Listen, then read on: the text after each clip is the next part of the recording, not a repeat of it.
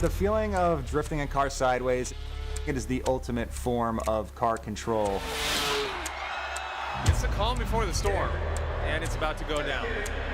It's going to be a dogfight. And clean start, here we go. You take that breath and you kind of hold it for 1 split second. And then let's go, let's do this. I think what the judges want is an all-out battle every single time. Since I've been doing this for so long and I haven't won a championship, I've come close multiple times. You just got to do one event at a time, one day at a time, but do I want to? No. Are you ready to send it? That look on this face right there, that's game time. That's I'm going to try to take it all. Look at that, Osbo. You can't count anybody out. Oh my goodness, holy banana cakes. Oh my goodness, this will give you massive anxiety. Jesus Christ, back up my blood flowing. It's time to turn it up. We need to stay within striking distance of this championship. I've won the championship twice now, 2015 and 2021. Going back to back, well, puts me in a very elite club. I think we can do it. Look at that.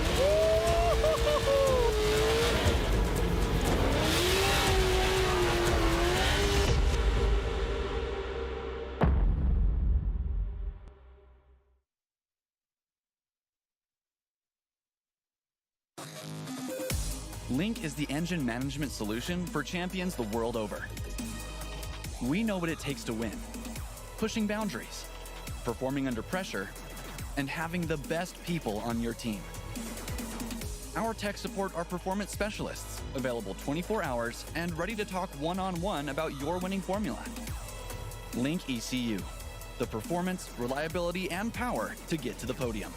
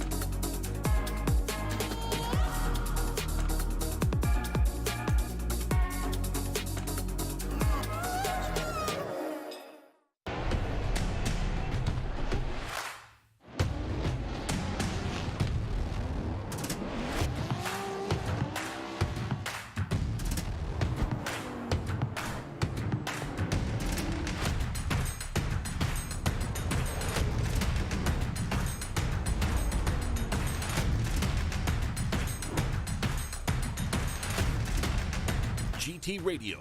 Experience ultra high performance.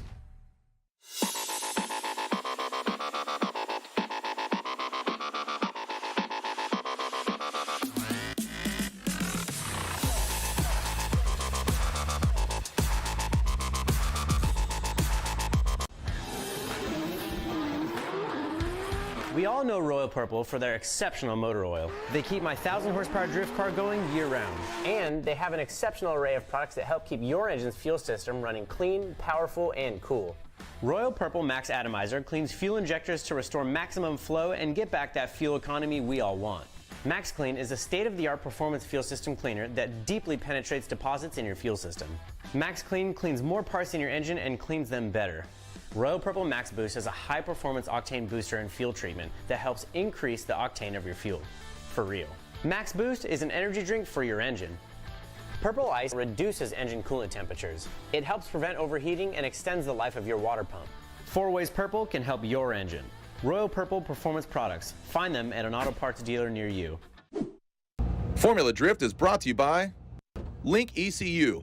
Link Engine Management, official ECU of Formula Drift. K&N, the official performance filter of Formula Drift. And FCP Euro, an official sponsor of the Link ECU ProSpec Championship.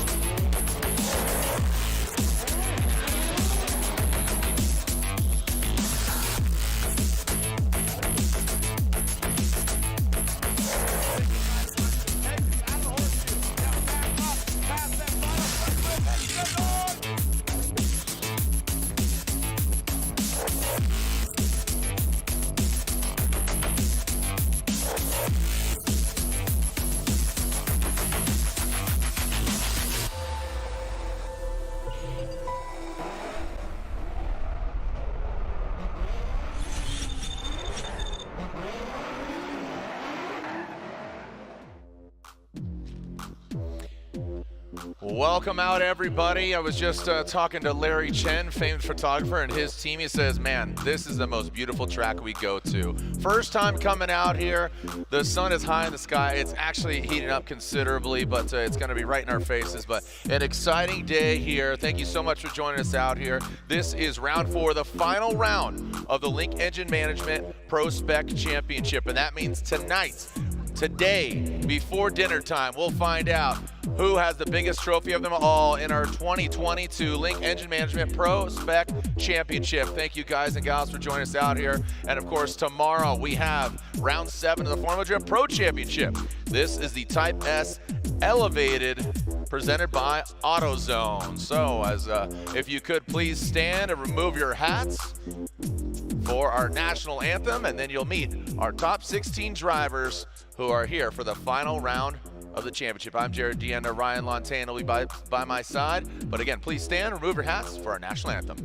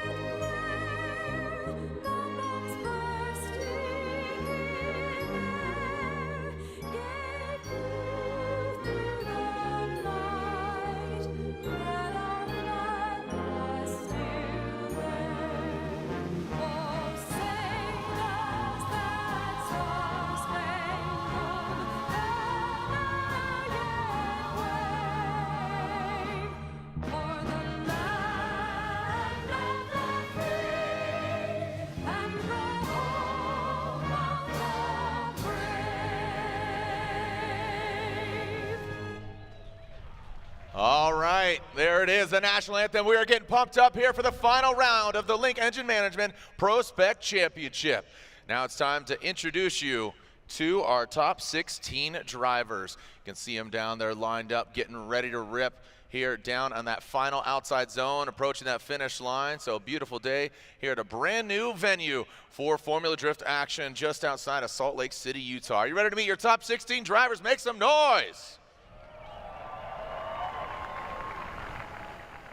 All right, let's go down to our first vehicle. You can see it down there. It is the first vehicle, and Automotive Innovations, Coro Works, Motegi Racing S chassis. Make some noise for Ben Hobson.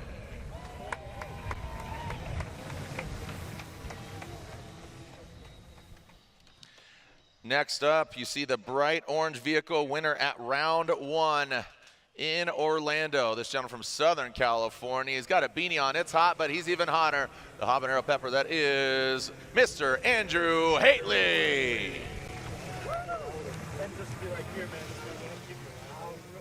I just heard my dad give out a whoop. All right.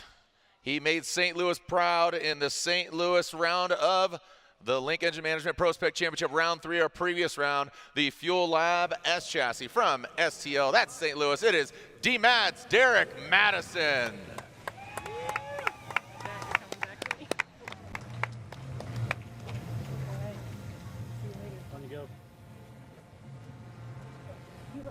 All right, Donut, we make close, and they make their way in the top 16. This S chassis from Tustin, California. He is ready to throw down here in the top 16. He went through Talaska, and here he is. It is that of Adam Knapik.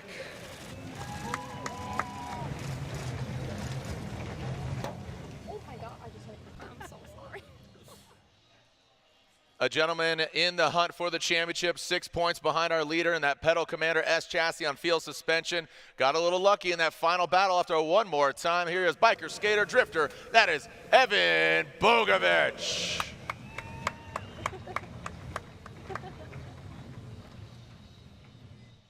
Here's your current points leader by just 1 point, a Formula Drift rookie. Going from the road racing world to the sideways world, that ASM BMW. Again, currently leading the points, it is Robert Thorne.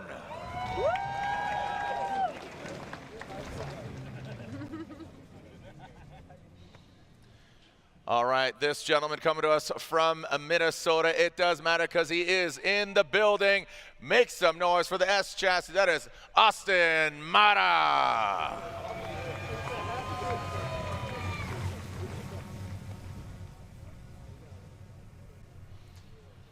All right, this young lady coming to us from the 702, that is Las Vegas. She pilots that United States Air Force BMW. It is Amanda Sorensen.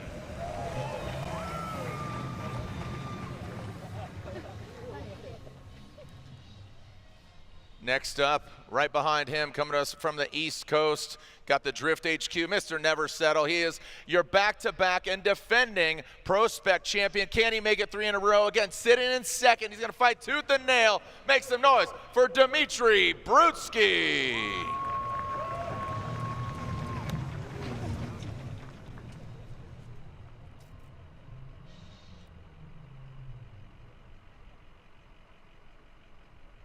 All right, coming up next, coming to us from Canada, the Great White North, in that M-Spec S chassis. Make some noise for him. He goes by 3 letters, but his name is Tommy Lemaire. It's TLO.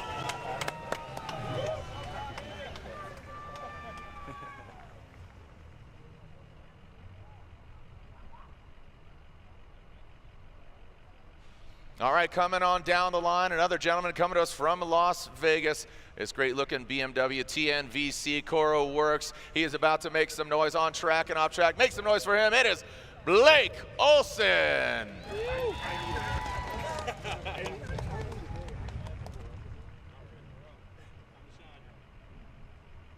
All right, now this is an interesting one here because he had a buy run, but he might have blown up his engine, I think, because look at this. You're seeing the JZX front end on Ricky Hoffman's vehicle, but the pilot, okay, I'm confused. Regardless, the gentleman that got into the 16 from the East Coast, it is Rich Whiteman. Is it Ricky Whiteman? Is it Rich Hoffman? It's Rich Whiteman, there he is. There he is, everybody's a little confused there. Speaking of JZX, that Y plate vehicle, he got into the mix and he is ready to throw down. Make some noise for that Y plate vehicle. It is Trenton Kropf.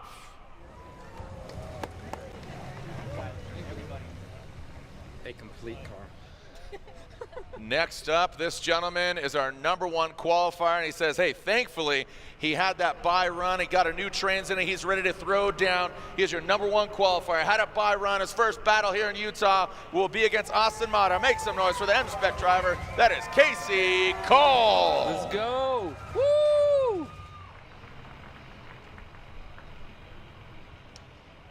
All right, moving right along.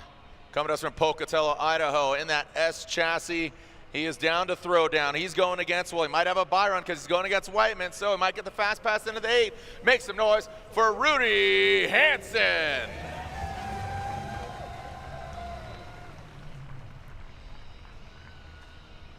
Only 30 points separate first to 6th, but last but definitely not least, this gentleman gunning for the championship, gunning for the win. He comes us from the East Coast, and here he is in that NOS energy drink. Nissan 370Z. Last but definitely not least, make some noise for Alex Jagger.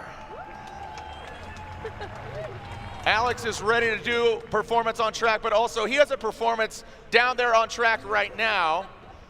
And he has a special announcement here that, you know, we're excited to see how he does, not only on track, but also in life. So he has a question he wants to ask his longtime girlfriend, Shayna.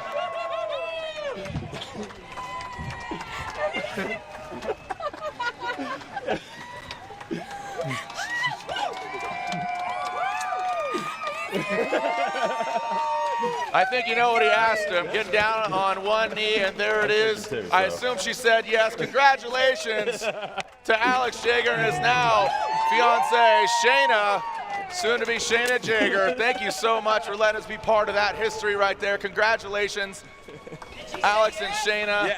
Yes. All right. And there we go, Shayna and Alex. Congratulations. I assume she said yes.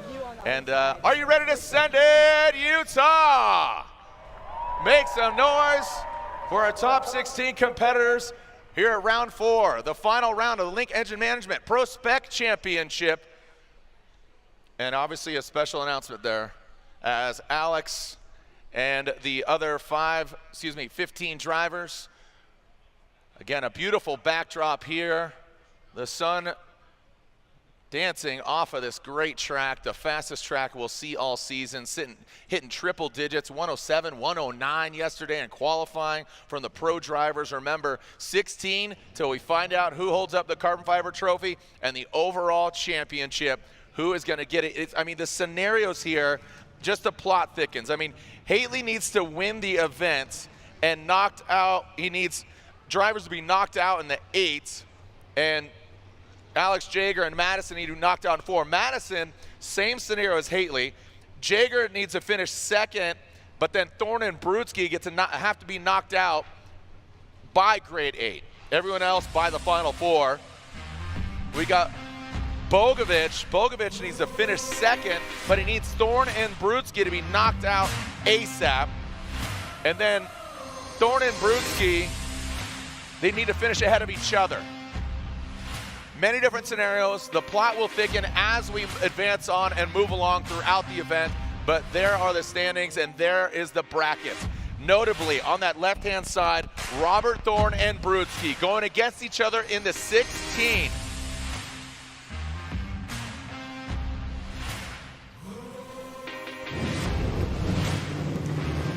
I'm absolutely pumped right now. The hair is standing up on my arms. Feeling the flow, feeling the vibe, feeling the heat. On track, off track, feeling the love for Alex and his now fiancée, Shayna. Congratulations to them.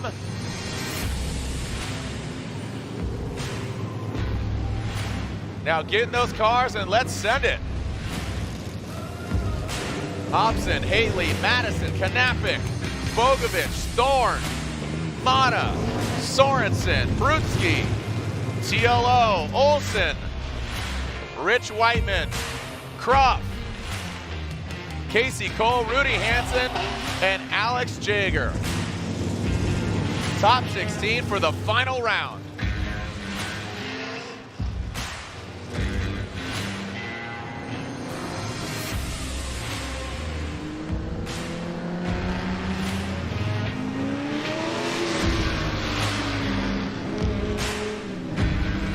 When we come back, we'll see our first battle on deck. Kohl versus Austin Matta, and right after that, championship implications already in the 16. That's right, the Royal Purple Top 16. When we come back, Royal Purple, the synthetic experts, the official engine oil of Formula Drift. We'll be right back here from Utah Motorsports Campus for the 4th and final stop of the Link Engine Management PROSPEC Championship. Don't go anywhere.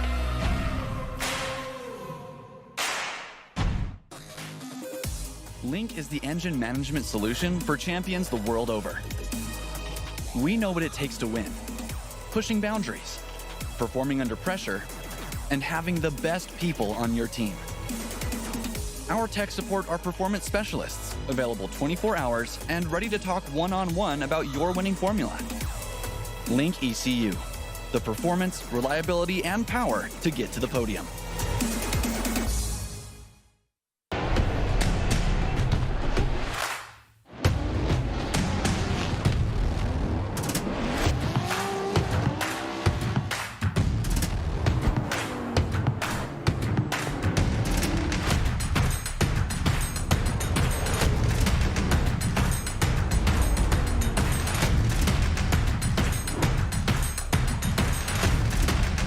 GT Radio, experience ultra high performance.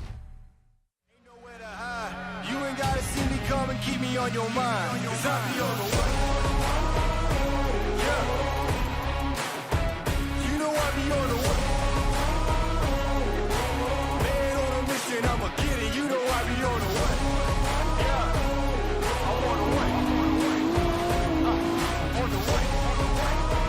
Yeah. On the way. I'm on the way. I'm on the way.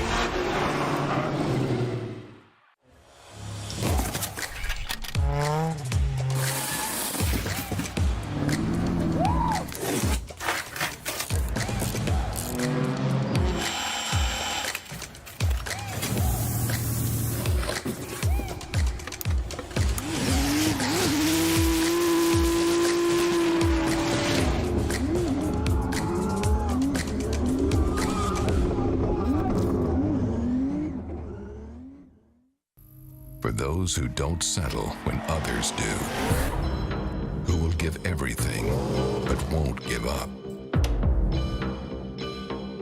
For those who believe in unlimited while others limit themselves. For those who are set free by performance and believe innovation can take you anywhere.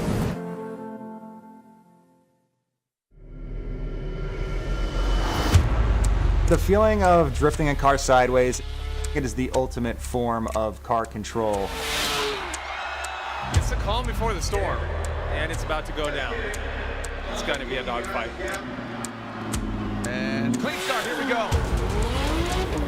You take that breath and you kind of hold it for one split second, and then let's go, let's do this. I think what the judges want is an all-out battle every single time. Since I've been doing this for so long and I haven't won a championship, I've come close multiple times. You just got to do one event at a time, one day at a time, but do I want to? No. Are you ready to send it? That look on this face right there, that's game time. I'm going to try to take it all. Look at that, Osbo. You can't count anybody out. Oh my goodness, holy banana cakes. Oh my goodness. This will give you massive anxiety. Jesus Christ, stack up my blood flowing. It's time to turn it up. We need to stay within striking distance of this championship. I've won the championship twice now, 2015 and 2021. Going back to back, well, puts me in a very elite club. I think we can do it. Look at that.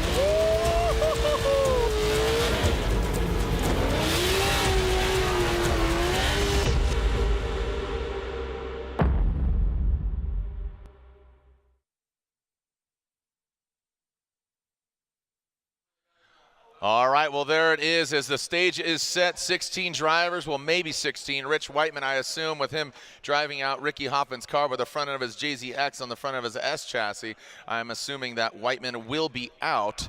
But again, the big thing is we have our top 6 advance on into the 16, but quickly we'll find out what happens. And this is how we do it. Ryan Lontaine joining me up here in the booth and putting on his headset and getting ready. So this is how it got done. Thorne had to work for it. in order to find himself in a 16. He went against Advani, but Advani made too many mistakes. Yeah, you can see here in the replay that his car was just not placed in the right place in the chase position, and Brutskiy was driving way better in tandem than he was in qualifying yesterday. Yeah. You know, Brutskiy, we talked about it in qualifying and earlier, just his intercooler. So Bogovich got very, very lucky for the final battle, forced to go one more time. So those are 4 incompletes. Not the prettiest. He needs to tighten it up considerably. Exactly, yeah, and he went out and put down a pretty decent by run after that. So we're confident that the car works and that he can get through the track. Yeah, Alex Jagger advanced on. He had that by run. So this is his qualifying run we're taking a look at. That's got to be interesting because this is his first head-to-head battle. And then Derek Madison, who's top 5, and again, 1st through 6th, only separated by 30 points. So the scenarios are, there's still Andy Hateley, who got a by run. He qualified 2nd. Crazy things would need to happen for him to be a champion. But hey, we saw him in Orlando. He drove the pants out of that car. Yeah, he did. He's doing a pretty good job today. Over the weekend in general, really. I guess it's not the weekend yet, is it? Over the last couple of days, this he's week, been it's doing the end of the week going into the weekend. Yeah, he's been looking very comfortable and confident in that car. All right, we're high up in the sky. Thanks for joining us here. We are up in the tower. And like I said, you can see the sun just creeping in on us, and it's bright. The spotter's just off to our right.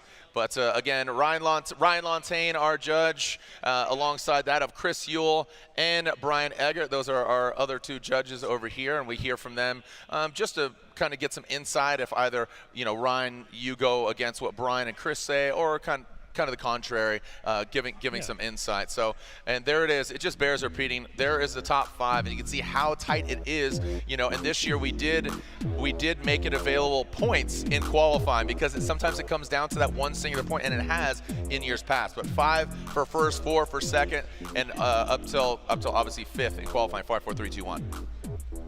All right. What this course is fast. We're seeing triple digits on entry if you're just joining us. Where do you think you saw the most kind of change-ups, or where should the fans focus on? Like, what's kind of a point of interest? Well, outside zone 2 has proven to be a tricky area. It is a decel zone there as well, but it's difficult in the chase position to stay in outside zone 2 if you're off on proximity. So that's a place we're seeing drivers make some compromises to gain proximity. All right, so again, compromising, keeping it clean, being fluid, outside zone 2 into that inside clip 2. So here's the keys to victory presented by GT Radio. The lead car needs to have a quick and accurate initiation. It's vital to get that car rotated and back on throttle by the inside clip 1 area. And then they want to be tight on those inside clips. Inside clip 2 is very, very important because it leads to that outside zone 2 area. Got to be tight but not cross over the line. In the chase position, you got to maintain proximity from start to finish. Match the lead car's smoke trail. And what I mean by that is the chase car should be in the lead car's pocket. So not nose to nose, but just a little bit further back. So the back wheels matching kind of the smoke all the way through the course. Yeah, the pocket. We're gonna really kind of repeat that term. And those are the points that are up for grabs. And you could see, 9 points for, separating first to second. And with, our current leaders only 1 point apart. Evan Bogovich 6 points back, sitting in 3rd. It's gonna get really interesting here very quickly. So these guys not in contention for the championship, but would love to win here. And Casey Kohl, notably, he is your #1 qualifier. He's from this area, or excuse me, not this area, but the Rocky Mountains here. Casey Kohl from Denver, Colorado. Austin Matta there, and from Shakopee, Minnesota. And here's the tandem format. And what we're looking at here, Ryan, drivers compete in single elimination, head-to-head battles. Each battle consists of 2 runs, 1 car leads, 1 car chases. They switch it up. The higher qualifying driver leads the first one, chases the second, and our 3 judges determine a winner or have to go 1 more time. So again, driver A, driver B, or 1 more time. Let's go ahead and send it. Here is our first battle on deck. Again, Casey Kohl versus Austin Matta. Casey Kohl, of course, will lead, being the #1 qualifier. We'll see. Again, sometimes that favors people, kind of chilling, cool, calm, collect, maybe some confidence. But sometimes if they're chilling too long, you know, this is his first battle, so we'll see. Casey Kohl out front, Austin Matta in that chase position. Casey Kohl initiates into that inside clip. You can see him come into view of the stands. Man, look at Austin bathing in the smoke. And man, I don't know how he is seeing through that, or if at all. But look at Casey Kohl now into that inside clip one. Casey into that final outside zone. And you can see just outside of that last outside zone, really good driving. Man, the amount of tire, or the amount of smoke that's being kicked off the back of Casey Kohl's vehicle, I'm super surprised to see just, you know, how Austin navigated through that. That was insane.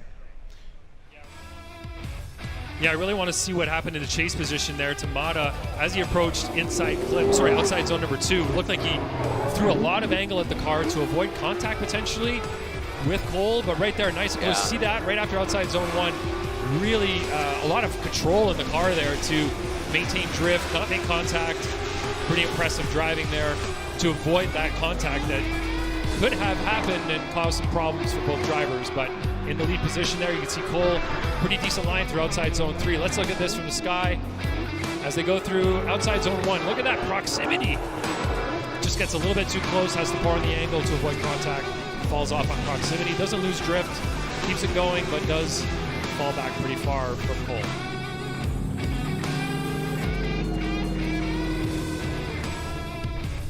All right. And we are going to switch it up. Matta will be out front. Matta will be out front, and Casey Kohl will chase him down.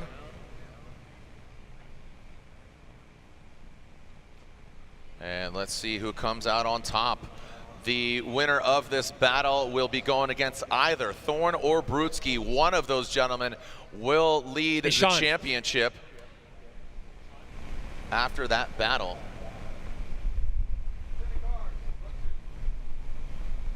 All right, so here we go, sending them the second half of this battle. Again, Matta, Shakopee, Minnesota, will be leading. And Casey Kohl giving chase. And Casey Kohl from Denver, Colorado. Let's see what we got here. You can see him running down the line. Austin pulling away, taking him to Gapplebee's there on that first run. And now on that inside clip, let's see what we got. Austin separated himself, so he had a lot of horsepower, and I think he kind of showed us that when he was chasing down Kohl. But look at Kohl reeling him in. Here comes Kohl. Oh no, Kohl takes that inside line. That is not where you want to be. Oh, Austin Matta, he's going off into the gravel. And just from this angle with the naked eye, you saw the gravel being kicked up. But I have to assume one tire for sure, but let's take a look at it again. We'll slow it down and get our eye in the sky. Casey Kohl taking that shallow line. What do we got, Ryan? All right, up here from this drone view, we're going to be able to see everything that happened there. You can see Kohl's quite a bit behind at initiation. Matta misses inside clip 1. Good job in outside zone 1. Good job in outside zone 2 from Matta. This is where Kohl's going to have a problem as he comes through the smoke. Transitions far too early, goes way inside. Looks like Matta dropped one tire in the dirt right there. Doesn't look like more than one because you can see that inside rear tire still on the pavement. Oh, maybe not, just beyond the, maybe 2.5 tires off. We'll have to get a view of that. Let's watch that again if we can.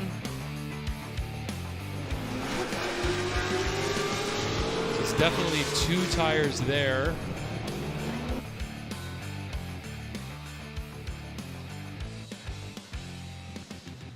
As they get in the dirt, he's got 1 tire still on the line because you can see smoke coming off there. But before that, it was at minimum 2 tires. Potentially 3, but I don't think it was 3. It looks like it was just 2 tires. So trying to analyze this on the replay. And then Kohl, unfortunately, on the rumble strip on the inside. Absolutely not where the chase car should be. No, you can see just getting involved on that tighter line. So again, I think smoke's going to be a big factor here. You know, you take into consideration who's in the 16 and how much horsepower they have, how much smoke they're kicking off. So that smoke line really getting in the way here. So again, that very shallow line on that last outside zone seemed to be, you know, just a big point of contention. So as taking a look here And reviewing the tail of the tape.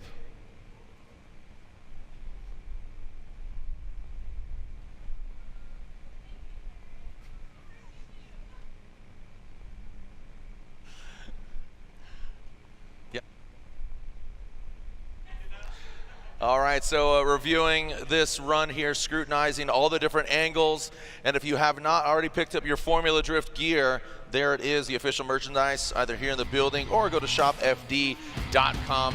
Pick up your Formula Drift gear. Let everybody know you're a fan of not just drifting, but Formula Drift, the premier international drifting sanctioning body. Again, go to shopfd.com.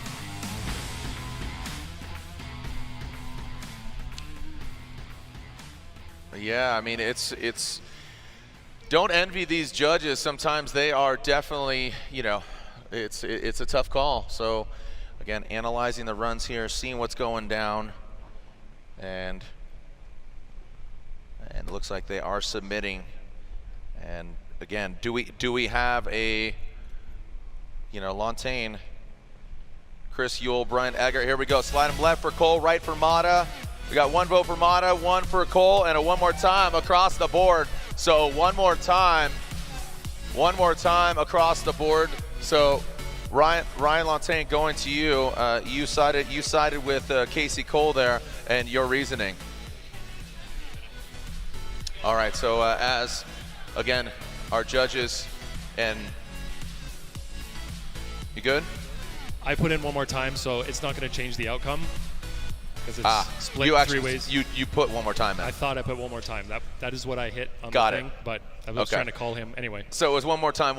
Regardless, it was one more time. Yeah, you weren't going with Casey Kohl. Correct. Got it. You went with one more time. And again, that does not change the outcome of it. That would still uphold to it being one more time. Yes. So again, two one more times. And the reason you want one more time, there are too many mistakes from both drivers. It's just a sloppy run overall from both drivers. I agree. Chase drivers making mistakes while the leads not making mistakes. They're both making mistakes individually. Together, it's just a big mess. So yeah. I'd like to see somebody put down a clean run in both positions, or at least have a dominant kind of feel overall, you know? Yep. You're in top 16. You're pro spec. We need that caliber driving. I'm hoping to see it, yeah. Yeah, okay. All right, well, this a lot of eyeballs on this run. The Royal Purple top 16. Robert Thorne leads the championship, but by literally the slimmest of margins. You can only lead by 1 point, and that's what he's got Dimitri Brutskiy by. Robert Thorne, the ASM BMW against the Drift HQ BMW. Also up for grabs, the FCP Euro Cup, $10,000 cash going to the highest finishing European car running the SCP Euro logo. Here we go, Dimitri Brutskiy chasing down Robert Thorne. Robert Thorne initiates. There goes Thorne tight on that inside clip. Brutskiy swings wide. Brutskiy annihilating that first outside zone, and Brutskiy coming in tight here on that second inside clip. Thorne using all the course, and then Thorne into that final outside zone. A lot of gravel being thrown up there by Robert Thorne. Gonna have to see what went down there. Again, Thorne really cooking it, but I'll tell you what, Brutskiy getting offline. He knows he needs to bring it, and just kind of overcooked it on initiation. You saw him blasting that second outside zone, both of those cones, excuse me. Let's take a look at it here again. All right, as we look at this from the sky, we see Brutskiy ends up on a wider line there. Thorne nice and tight on inside clip one. Brutskiy, we're gonna have to see a better view of that to see how many tires off that was. It was definitely 2. I don't know if it was 3. Thorne a little bit off of inside clip 2. Brutskiy following him there. And this is where Thorne makes his mistake. It looks like the front right stays on the pavement. 2 tires, maybe just 1 to 2 tires off in the dirt at outside zone 3. So both drivers making mistakes. It's just how bad were the mistakes? So let's try to look at this again here as they come through outside zone 3. Keep an eye on that front right wheel. So you've got 2 tires in the dirt. Looks like the front right stays on the pavement. So that'll be 2 tires off for Thorne in outside zone number 3. Now it comes down to outside zone number 1. You see Brutskiy going really wide here. Actually, Brutskiy may have been completed by straightening there. You can see him grabbing a whole handful of steering wheel, unwinding the front wheels as he approaches outside zone 1. And let's look at the drone view here. You can see Brutskiy going wide, wide, wide. Yeah, it looks like Brutskiy did go straight. The front wheels there going into outside zone number 1. He does manage to keep the car potentially from going 3 wheels off, but then could be straight. So there is a potential incomplete from Brutskiy. I think Thorne is safe in terms of incompletes. He may just be 2 wheels off at outside zone 3. This is where kind of the mind comes into play in regards to strategy, but also keeping it together. Don't do anything crazy. Don't get out of hand. Yeah. But the big thing here is, again, one of these gentlemen is going to take, dominate the lead. Well, not dominate, actually, because I'm telling you, like 30 points. Here we go. So, Brutskiy now out front. Robert Thorne. Again, Brutskiy going for his 3-peat in the championship, PROSPEC championship. Robert Thorne, a rookie in the drifting world. Now, Brutskiy, good angle coming in on that second inside clip. Let's see how he handles it. You can see Brutskiy and Thorne baking in that smoke. Now, into that final outside zone. Thorne needs to massage it out there a little bit, comes up short. The question is that enough? Did Thorne make mistake? Like, again, I'm posing questions to you, Ryan, and would love to hear you break this down because, as I said, Brutskiy, your 2-time and defending champion against the rookie Thorne. Yeah, looking at this replay from the drone as they initiate, you can see them both getting to angle pretty decently, both on the same line through inside clip 1. Good job through outside zone 1 and 2. Thorne is off of 2, not as deep as Brutskiy was, and Thorne is off of inside clip number 2 as well in the chase position there. Brutskiy showing what you need to do in the lead position here by placing his car in all the right places.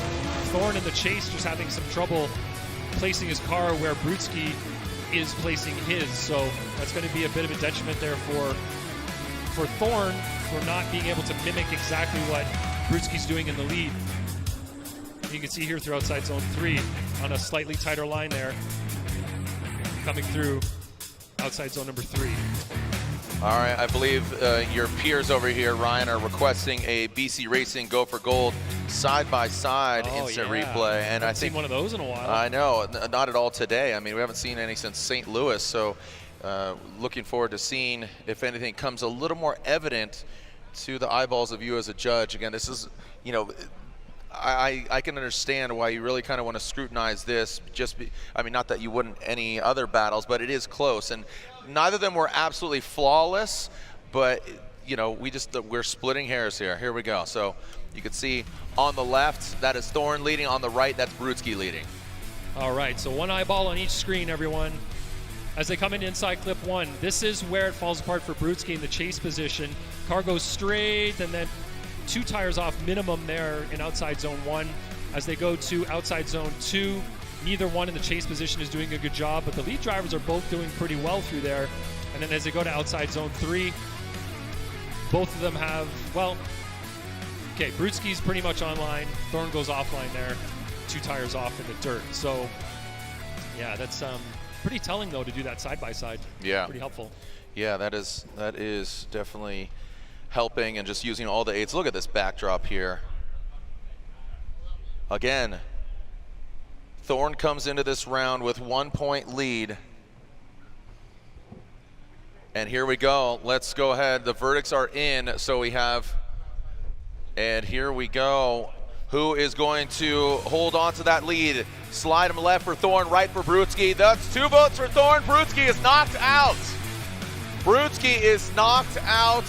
So it comes down here to myself incompleting Brutskiy in the chase, and clearly Brian did not incomplete Brutskiy in the chase. So I don't know if that would have to be what it is, because an incomplete is an incomplete. So yeah, Brian Eggert here with some insight. What's going on, Brian?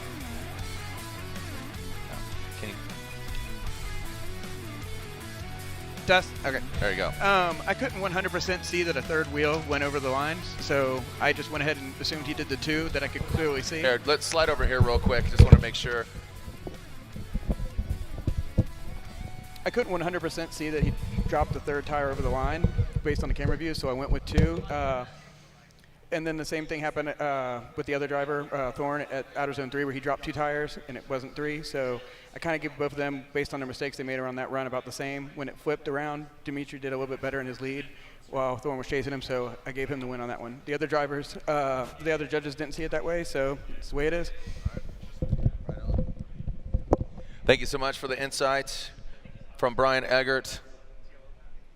And so Robert Thorne advances on. That is huge. And again, the Drift HQ BMW of Dmitry Brutskiy, two-time defending champion, will not have a three-peat. There will be a new champion in the 2022 season. Will it be a rookie? We will find out. Again, we are not stopping until we find out who wins. And we are going to TLO, Tommy Lemaire versus Blake Olsen.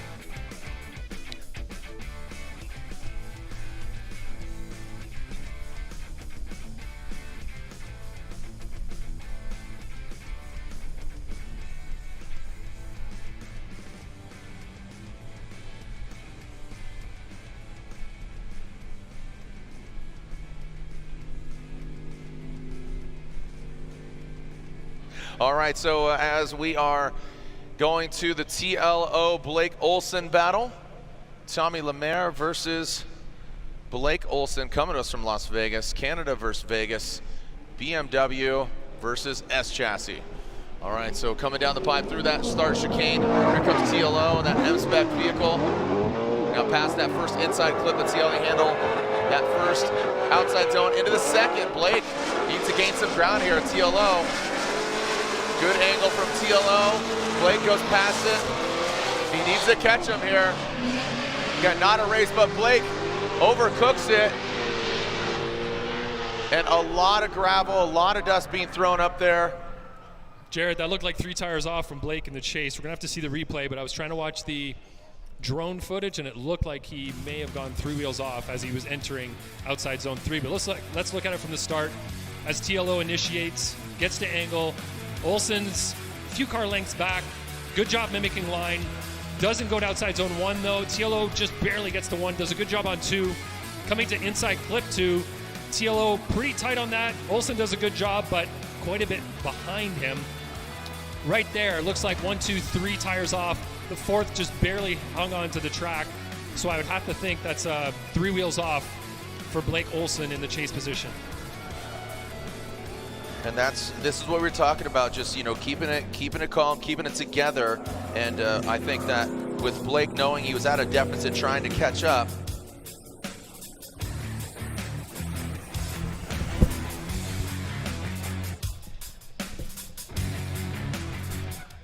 all right, so again, reviewing this first portion of this battle, and it bears repeating. Dmitry Brutskiy getting knocked out. We'll have a new champion in over 3 years. So Brutskiy, again, been your defending and back-to-back champion, but that title will go to a different driver here in the 2022 season.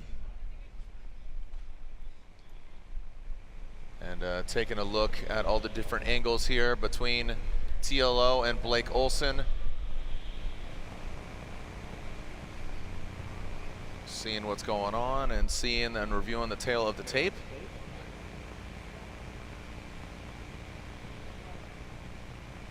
And looks like they are back to the start line. And Blake Olsen will lead. TLO will give chase. And just coming on in, here comes Blake. And TLO. Let's see what Blake's got here. Initiates. Big, nasty initiation from Blake Olsen. TMEC, Coral Works, BMW out front into that second outside zone. Let's see what we got here from Blake. Oh, a wide swing, but allows TLO to gain some ground. Blake dives back in. Olsen approaching that last outside zone and puts it right in the right spot. Really well done by Blake Olsen, but TLO keeping his composure. All up in that GT radial smoke coming out the back of the BMW. Wow. So love the aggressive flick. We talk about that rate to angle. Let's take a look at it here again, Ryan, as there it is. All right, at initiation, TLO is right with Blake. They go to outside zone 1. Blake's in it, TLO is not. TLO makes a compromise on outside zone 2 as well to gain that proximity. Has a slightly lower bit of angle there as he approaches inside clip 2. He's working on his proximity, but sacrificing line. Now, is that going to have an effect on the battle here because Blake Olsen had an incomplete on his chase run? So I think it seems like TLO is making sacrifices to maintain proximity, maybe knowing that Blake already made that mistake and he's just trying to put it on the door, just trying to stay close. In a normal battle, this wouldn't fly, like if they both stayed on the track in the first run. This is proximity, but it's not line, and we want to see a combination of both. And if you have to cheat the line, you can't do it for long. Tommy Lemaire gets the win, knocking out Blake Olsen, TLO, and the M-Spec vehicle advance on. Tommy Lemaire gets the win and moves on. Congratulations, Tommy Lemaire. All right, let's throw it down to the other member of our broadcast team, Lorette Nickel, getting all the goods. What's going on? Well, thank you so much, Jared. Robert Thorne taking that win, top 16 against Dmitry Brutskiy. 3 different times this season you've seen him in battle, not in St. Louis. But looking at those 2 runs, being honest, there were some mistakes that you're going to have to clean up moving forward. Yeah, I think you could see the nerves from both of us this weekend. We were both kind of trying to feed it through and maybe not hitting our marks 100% today. I did hear about his mistakes. So, of course, I had the advantage of knowing what he had done already for mine. So I was told to drive middle of the road, make a safe run, get the job done, and here we are. Yeah. So it's just a dream to be here at this point.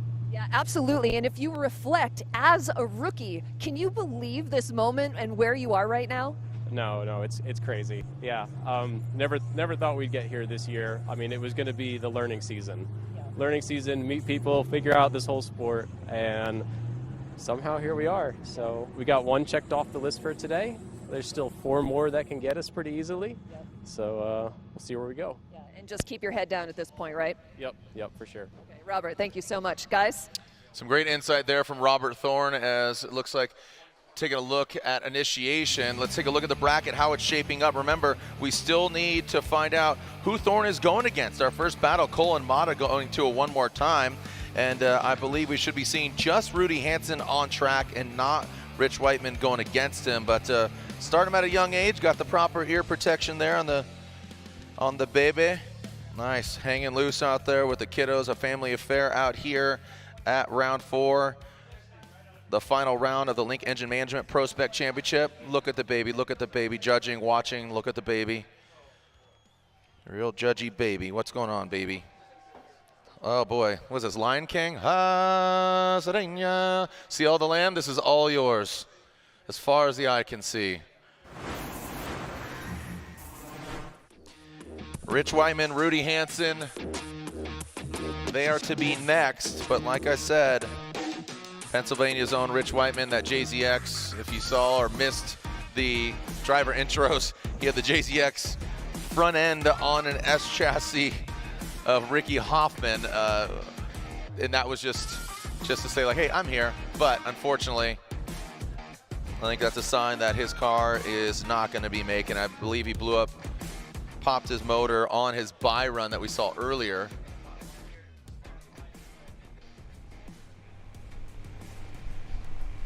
All right, and seeing what's going down out here on track.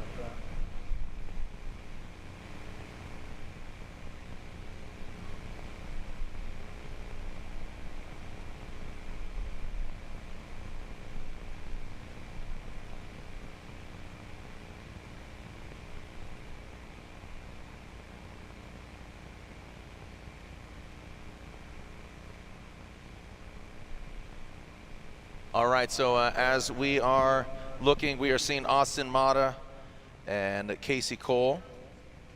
They're there, I believe, just in the burnout box. We were to see Whiteman and Hansen. Are we going to? Okay, yeah, looks like Kohl and Austin are jumping into the Pedal Commander burnout box, and they will be our next battle. All right, and just had some debris there at the initiation point. As they initiated the 3-2-1 cone. So we had some fiberglass and some things kind of flying off the vehicles. So I wanted to clean it up, make sure when they go to initiation that everything is tidy.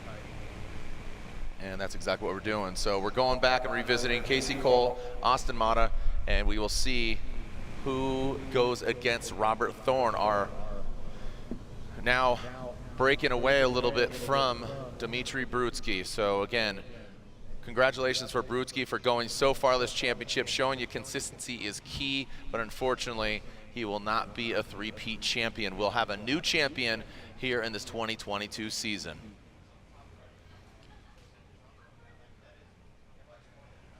And we can see pulling to the line should be Casey Kohl, and then Austin Matta will join him. So Kohl will lead, Matta giving chase. Remember, tomorrow is an all-new action-packed day, Top 32 Pro Championship. Should be a good one tomorrow. Who we're pulling for. Championship not at stake in regards to crowning one tomorrow night, but of course, Irwindale, the final round of the Pro Championship. That will be going down. Hopefully you all can make it out or at least tune in at minimum, but that is going down October, and that particular date, October 14, 15, Irwindale, California, the House of Drift. A culmination of 8 rounds, 19th year of the Formula Drift Championship, and they're both to the line. Kohl and Matta, Casey and Austin. And this is a one more time battle between these two guys.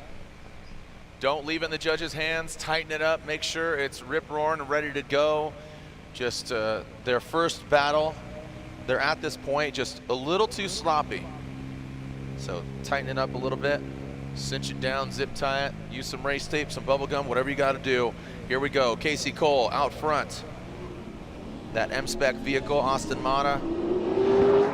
Shock P throwing it down into that first inside clip. Both of them a lot tighter out of the gate. Into that first outside zone, now into the second. Matta applying the pressure. Good composure for both the drivers so far. Matta, an early initiation that could throw him off, and it does. Austin maybe blinded by the smoke. Transition just a little too early, throwing him shallow. Straightened out, tried to compromise, and just ended up going way too shallow on that inside line. That is gonna hurt him. So just like we heard earlier, Thorne was talking about, hey, Brutskiy made these mistakes, this is what you gotta do. I assume that's what Casey's gonna do. Yeah, if you look at the chase run here, like you said, it's all gonna hinge on this straightening. It gets nice and close here, just before inside clip 2, but transitions in the smoke too early. Does an opposite drift right there, gets back into drift, but the opposite drift has already occurred, so that incomplete will be given to Matta for that. Now, Kohl in the lead position does a pretty good job of placing the car where it needs to go. You can see there, zone 1, zone 2. Pretty decent job through both of those zones. Tight on inside clip 1, inside clip 2. Transitions here to outside zone 3. Leaves the zone a little bit early there. You can see he's not quite in the box all the way around, but gets back into it by the end. So a couple of little errors from Kohl in the lead, but I think everything's gonna hinge now on that incomplete from Matta in the chase with that opposite drift entering outside zone 3. That breeze feels nice coming across here as now Kohl will be chasing down Matta. Matta's gonna get that clean air and you know, going and based off of that first portion of that first battle, or I should say the first battle, seemed like Austin definitely had the horsepower to pull away from Casey Kohl. But we'll see what goes down now. Casey, I think he's going to tread lightly. He knows he has, like we were talking about, Ryan, that kind of mistake in his corner. Kohl's going to find some composure, not have an inactive chase, but needs to be present, needs to be in the room. But it doesn't need to be absolutely just bonkers, but let's see how they execute, because sometimes if you just pedal back a little bit, that could throw your entire run off. But Matta initiates very well done on that first clip. Look at that, set it and forget it. That's what the judges want. Looks like Matta hangs it out a little long on that first outside zone. Now out of that second into that inside clip, and Casey Kohl, no way, he's not backing down. If he wants this, he's got to earn it. And you can see Matta gets into the dirt. Casey Kohl taking, you know, a shorter line, but not as drastic as we saw from. I was catching it. No. All right, so taking a look at this, Ryan, walk us through it. at initiation here. You can see that Matta's got some problems with his angle as he goes by inside clip 1. Look at him pulling out angle, a little bit there, a little bit there. Then pours it on, goes a tire off, and outside zone number 1. Good job through 2. Casey Kohl's right there with him all the way through this. Nice proximity up to inside clip number 2 as they transition for outside zone 3. You see here that Kohl's on the inside a little bit. Matta drops a tire in the dirt. They're both kind of, one's outside, one's inside a little too much, but overall I think that Kohl did a great job in the chase, the way he was positioning his car. He left outside zone 2 slightly early there, but great proximity, looking really solid all the way through this chase position.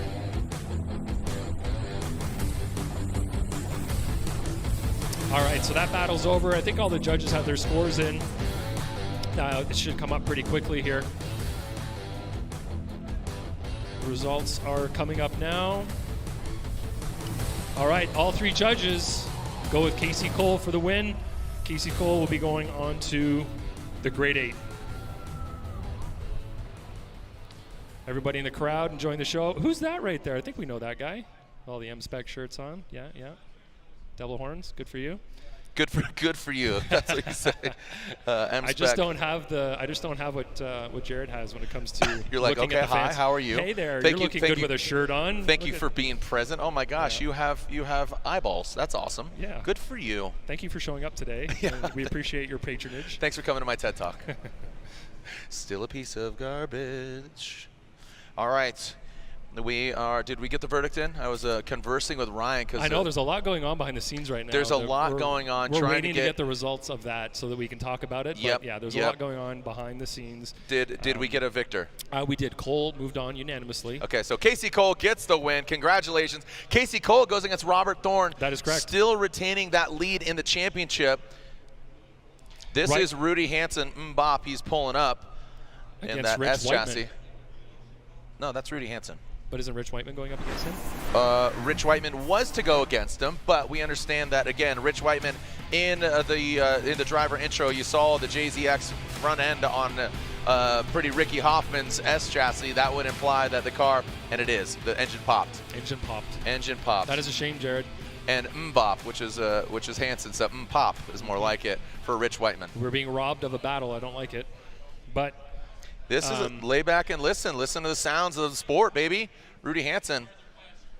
Lay back and listen. This is a bye run. Hansen will go against TLO, but he advances on into the grade 8. This is Rudy Hansen, the Royal Purple, top 16.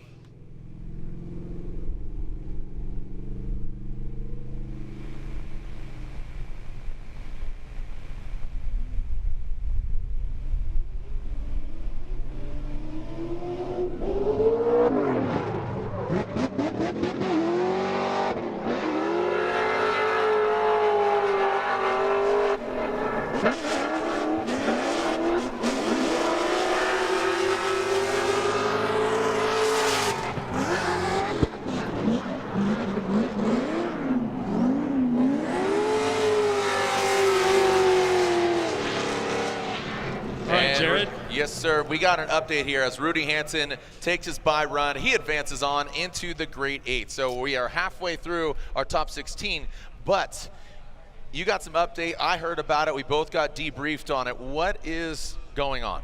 So one of the battles that happened previously, Tommy Lemaire versus Blake Olsen, the judges came to a conclusion that Lemaire won based on strictly on performance on the track, but we received a protest from Blake Olsen's team that Tommy Lemaire's trunk opened during the run when he was leading. And that was right at initiation. Right at initiation, the trunk opened. So that, in that case, that driver receives an incomplete for that. And that is dictated in the rules. Hood, track, door, hood, trunk, hatch, door, hatch, door, roof. If it opens, incomplete. Incomplete. So this is out of the judges' hands. We had already put our verdict in. Now it's on the safety and track stewards and all of that to look at it, and driver stewards, to look at the situation and assess what should happen. Now, we reviewed the video. That's what was going on behind the scenes, and it was shown that his trunk did indeed open. One of the pins came off, and the trunk was flapping in the wind, and that is against the rules. Yep. So, again, outside of the judge's purview here, the driver steward made the call that it met the criteria for a legitimate Protest? So that runs over once the trunk opens, incomplete. Exactly. So then you default to the other run, and we did say Blake Olsen had an incomplete, but that was later on of that run where the trunk opened. Exactly. So default to the other run. Blake Olsen had a proper run, more dominant, if we can recall it, or if you can recall it, we recalled it. Yeah. And there it is. So this is where Tommy Lemaire sees out front. There's the trunk. And that's, you know, I understand, and we could barely see it, but that impedes on your whole psyche. Like, holy cow, is that going to fly off? There it is right there. And it did that for the entirety of the run. You know, it flopped down depending on what angle the car was at, but coming by inside clip 2, that was open. And, you know, our driver steward is a driver that has competed in PROSPEC in previous years, and he understands this type of situation where you're in the chase position and you've got something flapping on the car ahead of you. You're definitely going to be focusing on that, and that is the rule that is written. So it's, again, this is following the rules exactly as they're written. So Olsen does now get the win based on that protest. So Blake Olsen now gets the win after the review and the protest from our driver steward. So the protest was in, it gets reversed. Olsen will go against Hansen.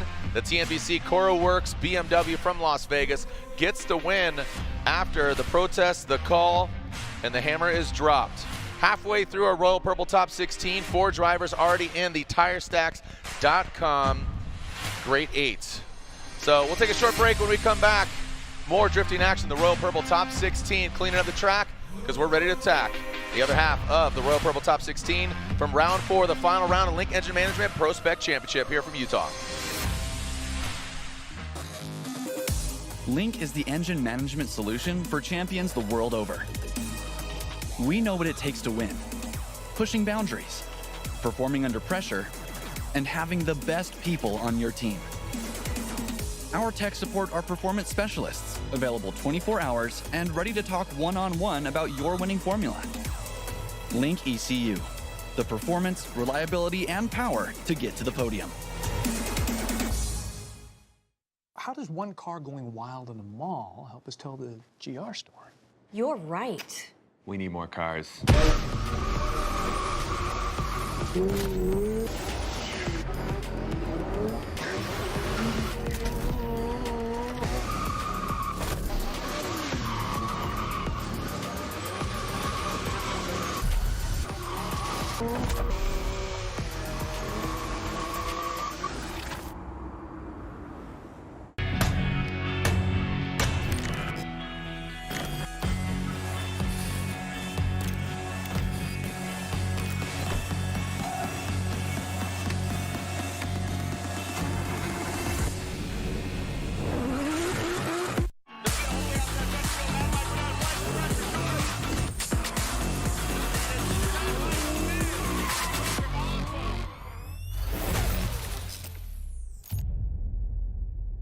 The Falcon Azenis RT660 is the enthusiast choice for ultra-high performance. Engineered for predictable handling and stability, the RT660 provides maximum traction both on and off the track. Your competitive edge has arrived with the Falcon Azenis RT660. When I'm flying, I put my helmet on, my visor down, my mask up. You don't know who I am. Whether I'm African American, Asian American, Hispanic, white, male or female. You just know I'm an American airman kicking your butt.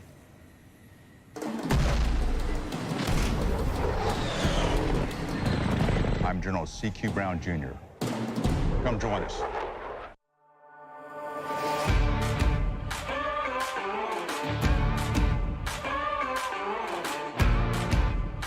When you have a lot of money tied up in your transmission and differential in your car, kind of like I do in this one, this is a must-have. Royal Purple Max Gear High Performance Gear Oil.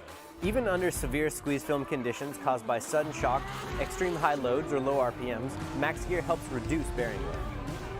I am pretty sure we put this to the test more than anybody else. Slippery, synthetic, and complete with center lick technology, Max Gear reduces wear and friction, which allows your gears to run smoother, quieter, cooler, and longer. Drift tested and ready for your gears. Royal Purple Max Gear.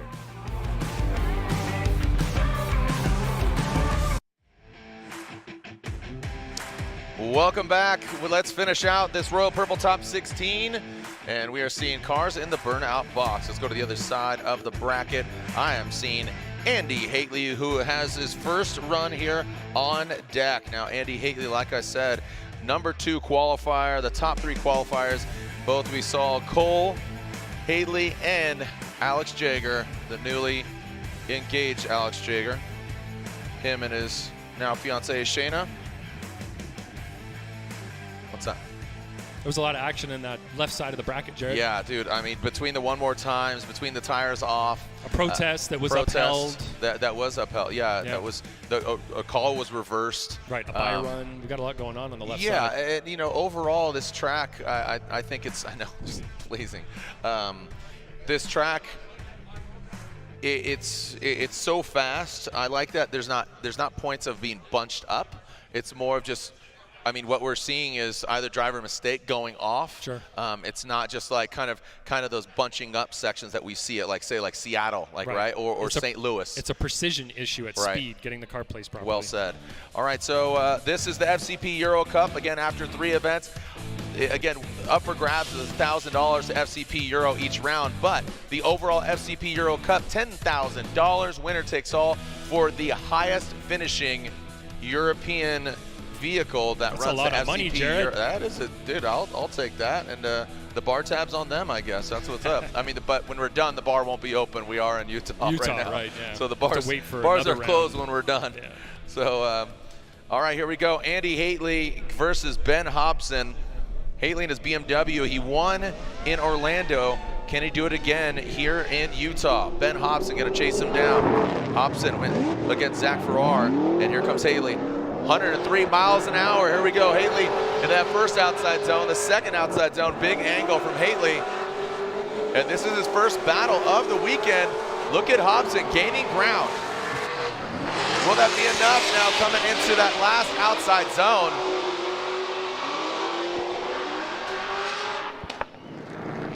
It's pretty good. I liked what Andy. Okay, I liked what Andy put down. What are your thoughts? Well, I'm going to burst your bubble a little bit on. You were saying Hobson was doing a good job.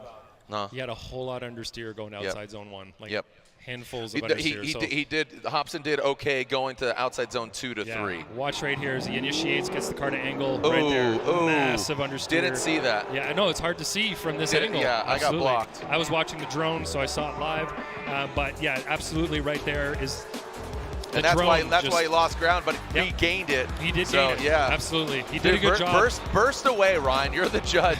And again, we have the sun blaring at our face, exactly. and I'm not making excuses, but nope. And there's Amanda Sorensen. Amanda Sorensen next. She is about to enter the burnout box, but no.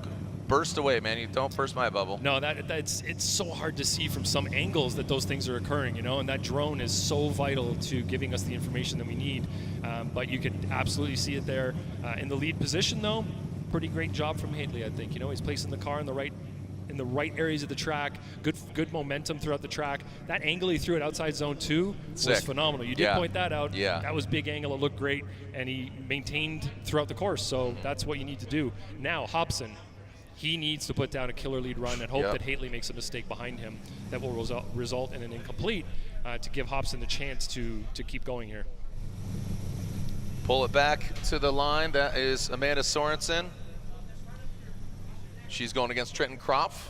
Is this Amanda Sorensen's first top 8? I believe it's her top 16. I believe it's her first top time, 16. Right? Has to be exciting for her and the team, so we'll see how she does up in the next battle. Now we have. But right now it's leading. Hobson and Hateley. Hobson and Hateley, like you said, he has some ground to make up in your eyes, the judge's eyes. He had that big understeer, and now big angle from Hobson. Past that first inside clip, to that first outside zone. Hateley now straightens out. Oh no, for Hateley. He reinitiates. That's going to be an incomplete, Ryan. So I have to assume it's going to be lead versus lead here. Hobson, you can see him powering through. This is exactly what scenario Hobson needed. But again, lead versus lead, chase versus chase. So take into consideration, correct me if I'm wrong, Ryan, but basically both chase runs incomplete. Now you focus on and default to those lead runs. I think you're absolutely right, Jared. So let's look at the replay here. right there. Looks like a big problem from Hateley. He does reinitiate, but the damage is already done. He already has an incomplete at that point in time. As he transitions in the lead there, Hobson for outside zone number 3. Doesn't get into the box and gets further away from it as he gets further through outside zone 3. So never dips a tire inside that zone. Again, from this angle, we'll be able to see, yeah, that was a big straight. Yeah, big straight from Hateley in the chase position there. So I'm going to go over and check out some replays on our fancy replays machine over there, but I'll be right back. All right, so reviewing the tail of the tape. It's a hot one. How are we doing, young lady? Oh, look at, here he comes in. Miley Cyrus and everybody. Came in like a wrecking ball, that little tornado. Throwing shakas down low, hanging loose, hanging low, hanging her FD, don't you know? Fans coming out here, casual Friday. Get it, bro, get it, get it, get it. All right, fans of all ages. We got fans over here on the grass hanging out. We got picnics being thrown. Homegirl's looking at her phone. She's texting somebody right now. Who? She's swiping? Oh, she's swiping left. Okay, all right, that's cool. She's focused. She's focused right now. She's playing. Yep. Homeboy's gonna tap her shoulder. You're on the big screen right now. What is she buying? She ordering Grubhub? You're ordering Grubhub or something? What's going on? You're swiping left? Yeah. We're talking to you. You playing Angry Birds? I mean, really? It's 2022. You should be playing Torque Drift, available now on all devices.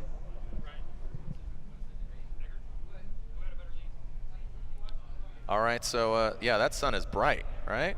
Can't even see yourself. Look at this. Be sure to reapply that sunscreen. Be sure to reapply, okay? So SPF at minimum 40. You know, here we go, the BC Racing Go for Gold side-by-side BC Racing custom coilovers. All right, we're trying to catch the errors, Jared. So eyeball on each screen here. Look at Hateley on the left with, in the chase position there, you can see the understeer from Hobson. And then in the right screen, you can see the understeer or the straightening from Hateley in the chase position. So if both chase drivers incomplete, what we're doing is looking at the leads to see who did a better job in the lead position. And that's where it's going to come down to looking at each individual zone and clip to see which driver was better throughout the entirety of the run. And I think all 3 judges have made their decision. Is that true, guys? They're not listening to me. It's okay. Sun's out, guns out, baby. Let's go. Oh, it's yeah. a bright one out here. Slide him left for Hateley, right for Hobson, and it looks like Andy Hateley gets the victory. And Ryan, like you said, just comparing those lead versus lead, and Hateley comes out on top. Yes, Our sir. number 2 qualifier winner in Orlando earlier this year.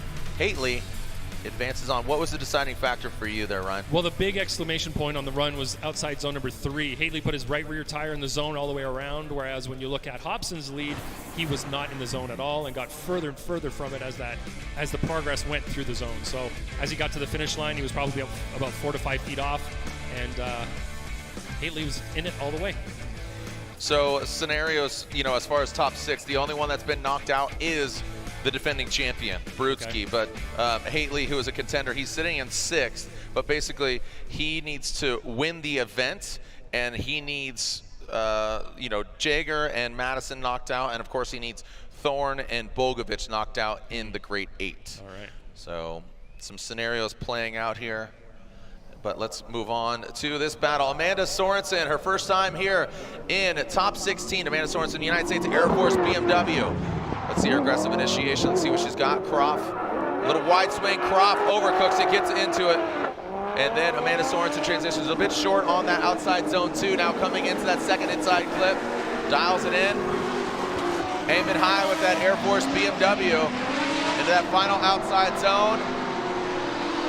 Trent Kropf, a shallow line coming in on the inside. Let's take a look at it again here. Seemed like Kropf in that Y plate. JZX comes in way too hot. Let's take a look at it again here, Ryan. Eye in the sky. Yeah, looking at the replay, Kropf just goes off in outside zone number 1, misses outside zone number 2 completely, and at this point he's trying to play catch up. In the lead position, Amanda's doing a great job of placing her car. She missed outside zone 2, but overall, really confident driving from Amanda in the lead. I don't think we've seen her drive so confidently in her FD PROSPEC career. So let's watch it again from up in the sky. Great job on in clip 1. Perfect job on outside zone number 1. Off of outside zone number 2, but you can see Kropf from the chase there making worse mistakes. So outside zone 1 is really where Kropf made his major mistake. I'll have to confer with the fancy replay machine we have over there to see if he went more than 2 wheels off in outside zone number 1. Okay, let's see. Again, we will alternate the orders now. Amanda's going to chase him down. There is Hateley and his team. Andy Hateley putting some, what do we got here? Fuel in the tank, tires out back. Yep, that's right. Clearing up the track, seeing what's going on. All right, it looks like according to our fancy replay machine that he went 2 wheels off in outside zone 1, so not an incomplete, just a big error on his part, which led to another error at outside zone number 2, so it was kind of a compounding error there. Do you consider the red and white rumble strip off, or is it exceeding that? So there are 2 sets of rumble strips there, which makes it slightly confusing, but there's one set that we allow the drivers to go on. It's like double wide. Exactly, double wide rumble strip, that's it. The second one is off course, and beyond that, of course, as well. So yeah. So he got into the second row of rumble strips, went to the double wide. Exactly, he went over to the double wide rumble strip with only 2 tires though, so the other 2 remained on the good rumble strip, let's say. Okay, the justifiable rumble strip. Yeah. Okay. The fair and even. The kind of the buffer. It's called the buffer, the rumble buffer, and seeing what's going on here, we should be seeing Trenton Kropf pull up to the line. And Amanda Sorensen, she's going to be chasing him down. Let's see what Kropf does out front. But it looks like we got, what's... All right, so just a little bit of body part hanging. So what was the technical term that Pat just used? The dangling. There's thing. a dangly thing. Dangly thing on the back of his car. Yeah. But we saw that come into play with that, the trunk being open, and we'll see side skirts and stuff, but that'll fly off and kind of non-issue. But with that trunk being opened, that was an issue. So referencing earlier, TLO's trunk not being latched down. And there we go. So now Kropf will lead. Sorensen will give chase. Let's send in the second half of this battle. Sorensen, her best result we've seen in Formula Drift history. All right, here we go. See what we got from Kropf. We got a clean start. Kropf and the white plate JZX coming in. Let's see how he initiates when he's got the clean air. Amanda Sorensen right there in tow into that first outside zone. Now transition through the smoke into the second outside zone. Amanda taking a very shallow line. Gonna have to look at the drone shot for that one. Now coming right in front of the judges stand into that final outside zone. Trenton Kropf fills it. No, he doesn't actually. I take that back. So he was just short of it, Kropf. And again, that drone has been such a critical part of the results of what's going down here between these battles. Yeah, that is a tool we cannot afford to lose, Jared. No. Too good. All right, using that drone, let's watch the replay as Kropf is leading and Sorensen is chasing. So both of them, good job on inside clip 1. Good job on outside zone 1. As they transition to 2, Amanda loses some of her angle, manages to stay in drift. Comes around inside clip number 2. Transitions to outside zone number 3. Like you said, Kropf is not in it. Amanda's back online within, 4 car lengths maybe? 3 to 4 car lengths behind Kropf. And manages to put together a decent chase run with a mistake there between zone 1 and zone 2. Now, is it a big enough mistake to outdo the mistake that Kropf made? That will be the question.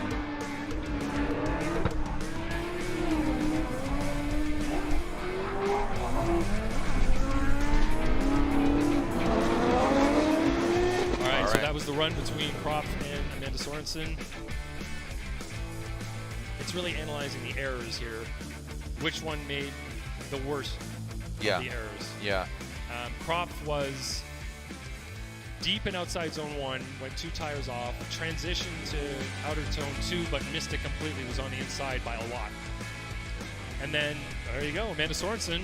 Amanda Sorensen gets the win and advances on, bettering her best finished so far, but it ain't over. Amanda Sorensen gets the victory and advance on. So congratulations. Let's throw it down to Laurent Nickel, who's with Andrew Hateley. We got some dancing, some celebrating going on down here, and Andy Hateley just found out that he's going to be going against Amanda Sorensen. But that last battle, man, you said two things getting out of your car to me. You said, I love this car, and I thought I lost it. What went out on the track there? We did a pretty good lead run, and then on our chase run, I got lost in the smoke behind Bogovich, or not Bogovich, behind, now I'm drawing a blank. Hobson. Drawing a full blank right now. Yeah, Hobson, sorry. Yep. Yeah, I got lost in the smoke behind Hobson. We actually debeated a tire transitioning into outer zone 2, and I had no grip after that. So I was kind of just pedaling the car, trying not to go off track, trying to keep it in drift so that we didn't zero out. But unfortunately, we did zero out in our chase. Fortunately, he zeroed out as well, so it came down to lead to lead, and our lead was apparently better. So it is what it is, and here we are, moving on to top 8. Very happy about that, and mix of emotions, because when I was driving back to the grid there, yeah, I was 100%. I thought I lost 100%. Yeah, and my spotter said too. He didn't see Hobson straighten at all. So, yeah. So you're still in the fight for the championship. So how do you regroup at this point and just start focusing battle by battle? So this whole event this weekend, I'm just here to have fun. Really, I mean, we've done better this year than we have ever done. The car is better than it ever has been, and my team is better than it's ever been. We have better sponsors than we've ever had. It's the best year I've ever had. So, I mean, if we lose any battle today, that's still a win in my book. We've done excellent this season, and I'm very proud of my guys, my car, my program, and we're looking forward to next year either way. Andy Hateley, thank you so much. Guys, back to you. Awesome. Thank you so much, Andy Hateley. Some great perspective, and just love the vibe, love the energy. And how are you guys loving the vibe and the energy there, Pink Hair? Just loving it down there. You guys loving it out here in Utah? Thanks for joining us out here. Those that are in the building, make some noise. Come on. There we go. All right. Here we go. Moving on to our next battle. This is Alex Jagger and Adam Knapik. Again, Jagger in the hunt for the championship. Congratulations to him and his now new fiancée, Shayna. He proposed to her down there at the top 16 driver introductions. This all-new the NOS energy drink, Nissan 370Z against Adam Knapik. Jagger, who is, again, in the hunt for the championship. Would love to get a victory here. One to put it down in Jersey, and here we go. Jagger out front, Knapik in the chase position. The NOS Z goes into that first inside clip. A little bit loose there, wasn't as tight as you'd like to see. Now into that second outside zone, approaching the second inside clip. Big angle there from Jagger. Knapik swinging wide, way beyond that smoke line. Very well could get thrown off here at Jagger. Just short of that last outside zone, but I'll tell you what, Knapik just was nowhere to be found on that second inside clip and then also that last outside zone. As we look at the replay, watching Jagger initiate, I think he did a nice little flick there, got the car to angle, and the chase, Knapik's right there with him. Jagger does miss inside clip 1, but does a good job on outside zone 1. Does a good job on outside zone 2. Knapik in the chase does not get into outside zone 2, and then goes really wide on inside clip 2, and he sort of falls back here. He gets on that wide line that he can't really match pace, loses proximity, falls off. Jagger in outside zone 2 is not out in the zone completely. Let's look at it again from the ground here. So you can see outside zone 1, good job from both. Outside zone 2, this is where Knapik gets offline. He misses the zone, goes really wide here, doesn't get to inside clip 2 at all. Jagger in outside zone 2 doesn't get his tire in the box, is running wide to that white line, but doesn't get inside. Knapik, on the other hand, is quite a few car lengths behind, probably 4 or 5 car lengths behind, and is even further inside than Knapik was. Than Jagger was. So Knapik is trying to make compromises to gain proximity to the lost early on, but isn't able to do it despite the compromises he's making. There we are with Amanda Sorensen, smile on her face, excited to have her best result so far. But like I said, it is far from over. She's got Andy Hateley in the grade 8, but Jagger needs to tighten it up here. Going against Knapik, let's see how Knapik handles it out front in that Donut S14. Donut, we make clothes and internet videos, obviously.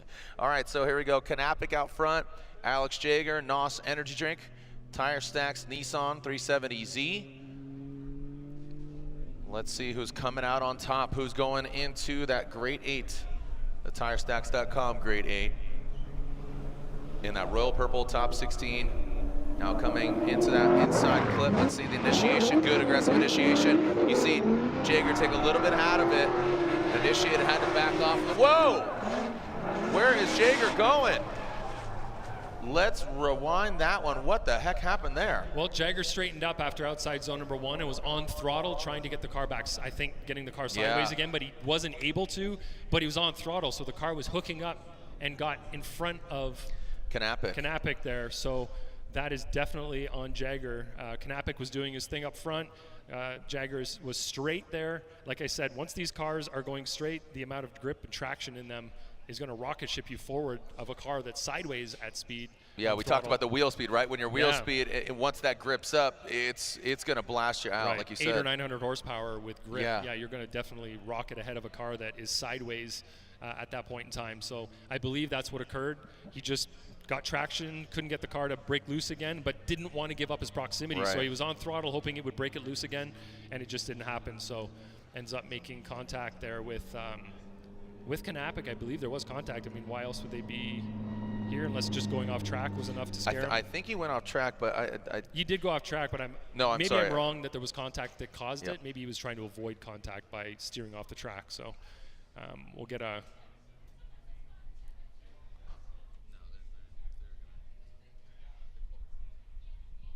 All right, so while we're wrenching on cars, trying to get cars off track, let's throw it down to Lorette Nickel, who's with Amanda Sorensen. Yeah, Jared, thank you so much. So Amanda and I are just having a chat down here, and of course in our next battle she's going to see Andy Hateley on the track. But out here on the track, when the drivers don't have any data from any previous events, you guys are learning on the fly. So what's been one of the biggest lessons for you out here? I'd have to say it's really tough because we're all showing up to a new course. And this is a road course, so it's a different style of course that we usually run. So there's a lot of driver feedback. So my crew has to trust that what I'm saying and how I feel about the car is efficient enough for them to go and make those changes. And then we give feedback and we bounce back and forth to make it perfect. Right. And with the highest speed out of all season, how much do you love that?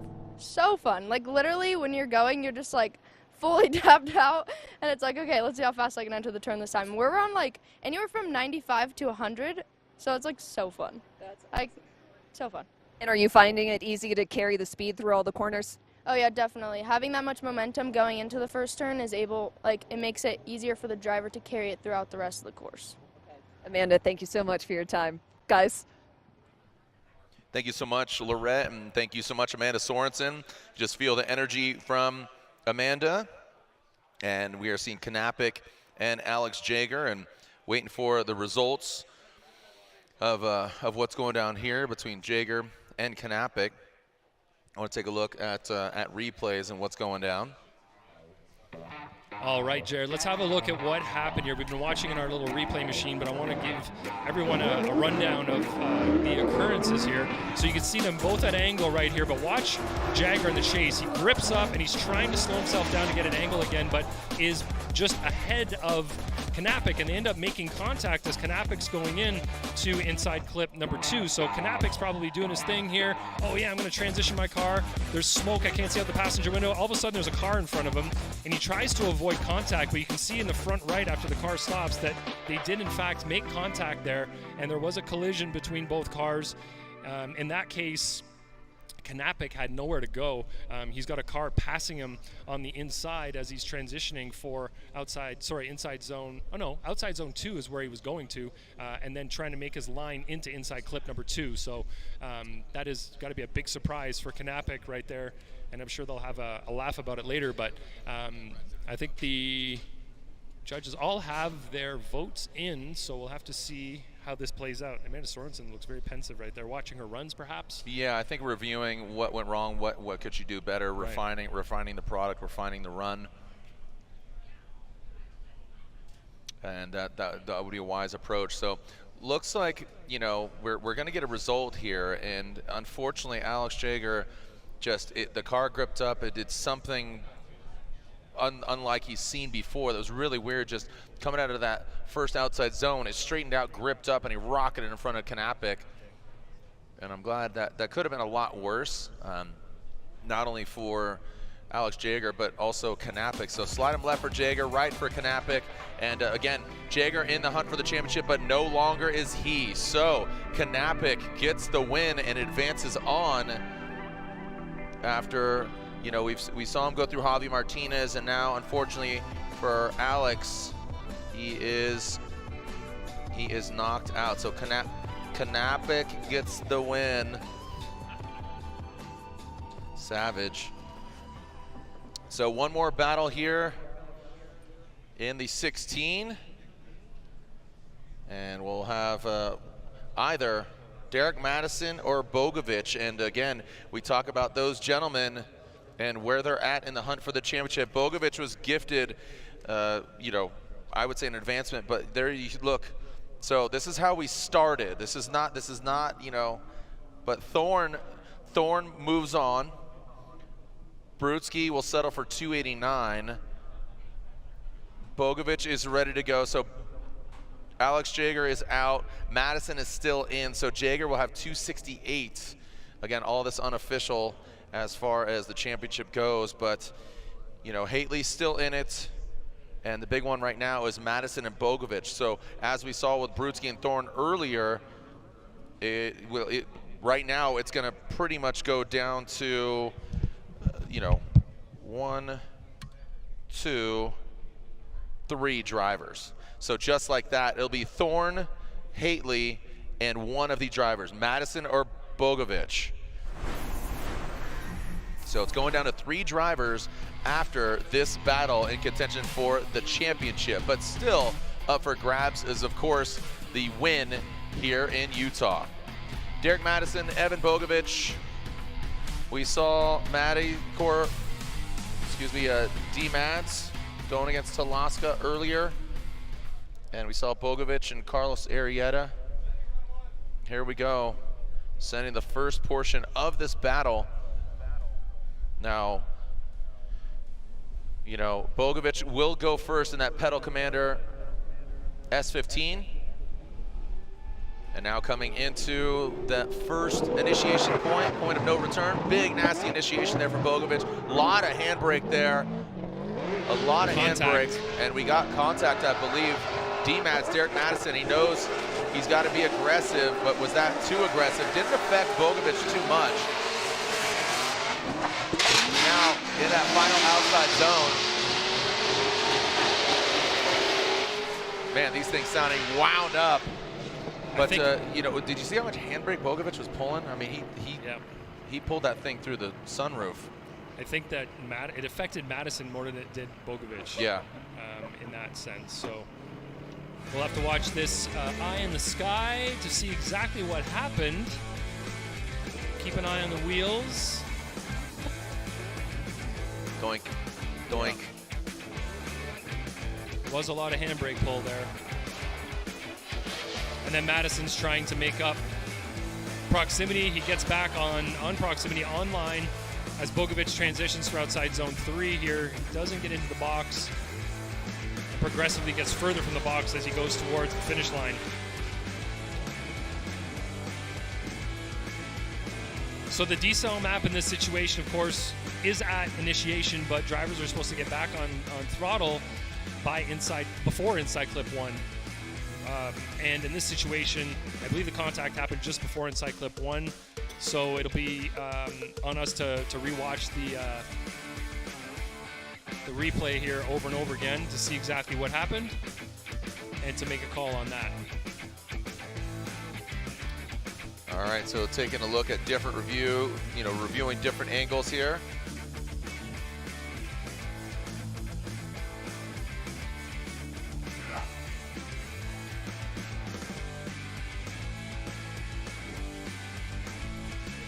All right, here's another look at it. One more look. Let's take a look at those rear wheels, Bogovich. Yeah, it looked like he wasn't going to make it around. He did drop a tire there, and Madison kind of looked like he had nowhere to go. So that long handbrake pull may have contributed to that. In that situation, we'd want to see the lead driver getting off the handbrake and back on throttle. But there, it looked like he was way too long on the handbrake. There we are seeing Alex Jagger. Little bummer face right now for Alex, unfortunately, but still pick your head up, man. You had a great season, and of course, congratulations to Alex and his new fiance. Lots to celebrate here tonight, but unfortunately, it's going to be off track and not on the podium.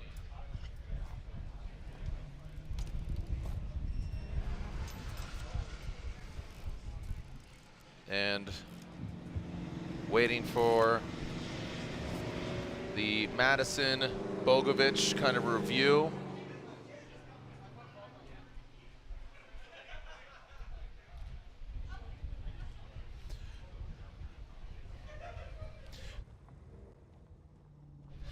And again, this will be our final battle of the 16.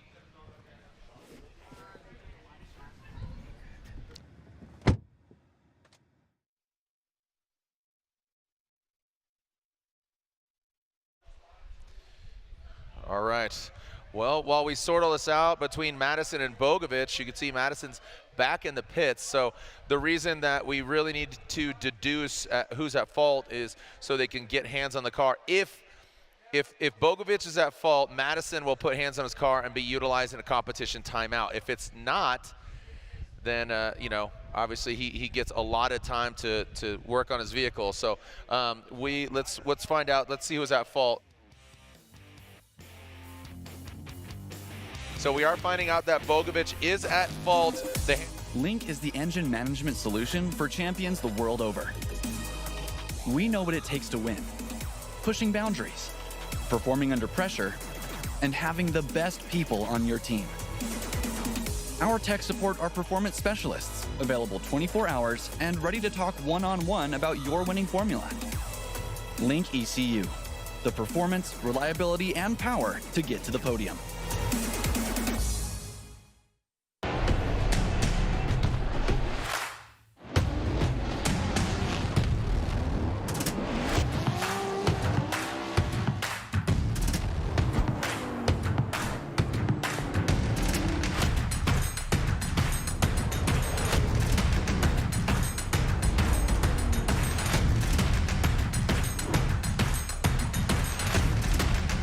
GT Radio, experience ultra high performance. You ain't gotta see me come and keep me on your mind, 'cause I'll be on the way. Yeah. You know I'll be on the way. Man on a mission, I'ma get it. You know I'll be on the way. Yeah.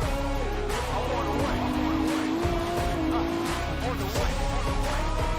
Yeah. On the way. I'm on the way. I'm on the way.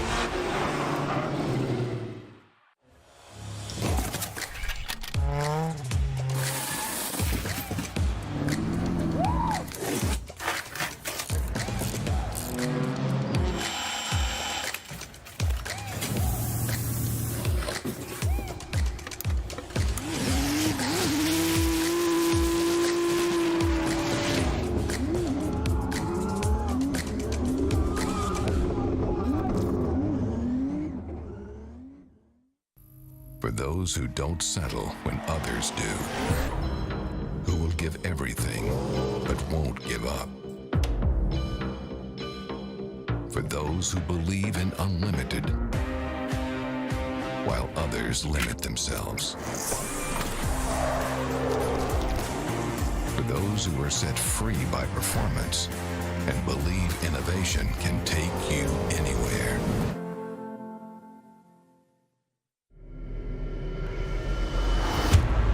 The feeling of drifting a car sideways, it is the ultimate form of car control. It's the calm before the storm, and it's about to go down. It's going to be a dogfight. And clean start, here we go. You take that breath and you kind of hold it for one split second, and then let's go, let's do this. I think what the judges want is an all-out battle every single time. Since I've been doing this for so long and I haven't won a championship, I've come close multiple times. You just got to do one event at a time, one day at a time, but do I want to? No. Are you ready to send it? That look on this face right there, that's game time. I'm going to try to take it all. Look at that, Osbo. You can't count anybody out. Oh my goodness, holy banana cakes. Oh my goodness, this will give you massive anxiety. Jesus Christ, back up my blood flowing. It's time to turn it up. We need to stay within striking distance of this championship. I've won the championship twice now, 2015 and 2021. Going back to back, well, puts me in a very elite club. I think we can do it. Look at that.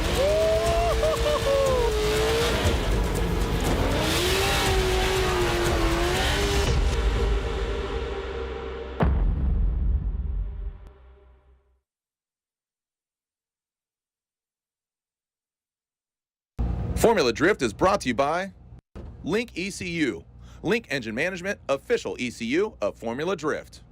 K&N, the official performance filter of Formula Drift. And FCP Euro, an official sponsor of the Link ECU PROSPEC Championship.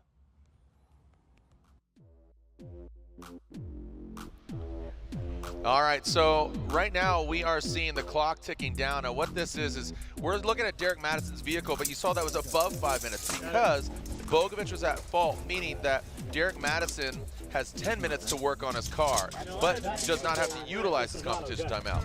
If Bogovich, look at Derek actually getting his hands on his own car, getting his hands dirty, coming out of the cockpit. But like I said, if Bogovich wants to utilize or put hands on his car, he would need to utilize that NGK competition timeout. But you can see right there, just checking the alignment. He had that front contact with that back left of Evan Bogovich. Let's throw it down to Lorette Nickel. What's the report, Lorette? Hey guys, so I'm down here and Derek Madison is in the front of his car. You can also see that he's checking the toe on the front left wheel. And Derek, as I've been told, there's no damage. Is that right? There is. We're a little bit out of alignment. It did knock us like 3/4 toe out when we're normally not anywhere near that amount. So we're just trying to, it looks like the tie rod is bent a little bit. So we're just going to try to get it as straight as we possibly can to get us through the battle. Seems we have a bit of an advantage, so I think we'll be all right. Okay. Well, I'm going to let him concentrate, and right now the clock is still running. This is not a competition timeout. He is in his 10 minutes with there's 3 minutes and 35 seconds left. Guys. All right, so we need to explain what happened there with Bogovich and Madison. And Bogovich was held responsible for the collision there because he pulled the handbrake essentially between cone 2 and 1 in the 3-2-1 at initiation all the way until inside clip 1. Looking at the trajectory that the car was taking, even with that long handbrake pull, he still wasn't able to make it around the inside clip without dropping a tire on the inside and going up on the rumble strip right as he was hit by Madison. And in that situation, Madison had nowhere to go. We are adamant about the lead drivers putting down a 100-point qualifying run in the lead position. They need to be running a really strong lead. So watch the rear wheels on Bogovich's car here. As he flicks the car, the wheels lock up there, right at the 1 cone pretty much. 1, 2, and this is slow-mo. Long. That is a lot of handbrake. Right, he drops a tire, goes on the rumble strip. He wasn't really going to make it around that inside clip properly. Right. And it's because he either didn't have the speed at initiation. Just timed it wrong, maybe early. Whatever it was, the car wasn't going to make it around. So he had that long handbrake pull. And that has the effect of not being on throttle on the handbrake like that is going to slow you down considerably. And that is outside of the normal amount of slowdown that we would see there at an initiation point with a decel zone. So that is why Bogovich is at fault in that area. We took all the fault away from Madison because he had absolutely nowhere to go and no option there. He did his best to stay in drift and not hit him, but when you slow down that significantly, there's just nothing a chase car can do. It's a roadblock. It is. Yeah, so it's a Bogovich block right now. I have not seen eyeballs on Evan Bogovich, but don't know if he utilized the competition timeout because he would need to utilize that if he got hands on the car. Have not seen updates from Evan. Did he call a comp timeout or no? Okay, so he says no, he did not call a competition timeout. Talking to a spotter, and she said no. So right now we're going to finish out the entirety of this battle here. But Madison, little smirk right there before he heads back up to the line. feeling confident. Says, you know, with that tie rod being bent a little bit, trying to modify it, compensate for it. But there you see, just about a minute left for Madison, but he looks like he's strapping in, and he'll be making it.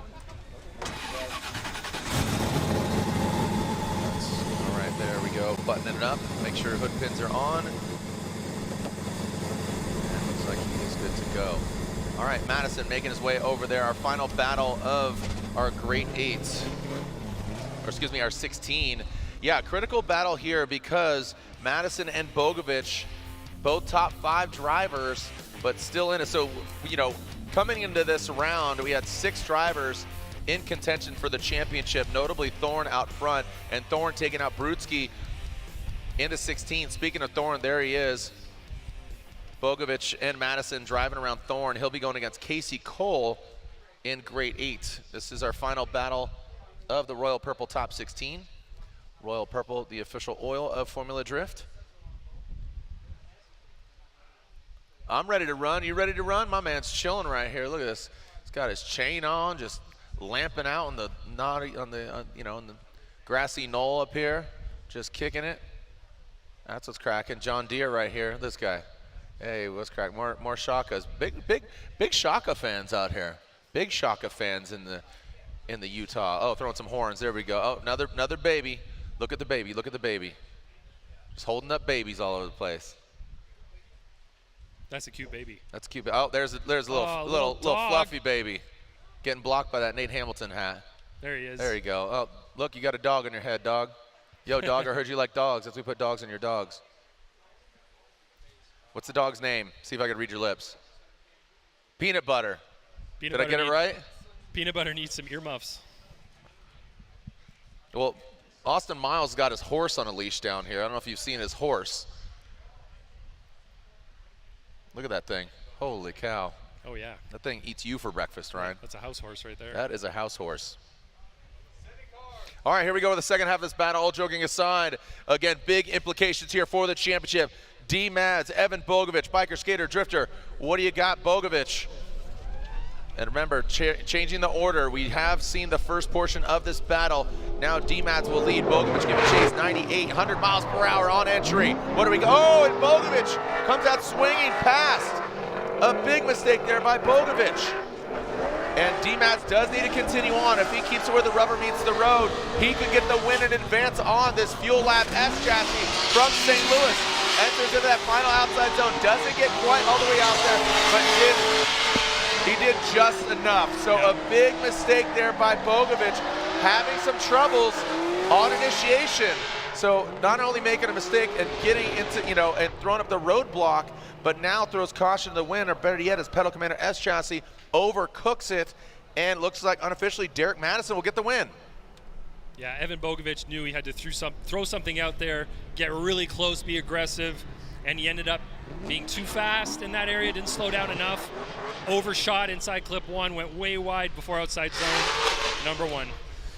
There it is, make it official. Derek Madison gets the win from St. Louis, the Fuel Lab S14, knocking out Evan Bogovich and his Pedal Commander S15. We take a look at it again.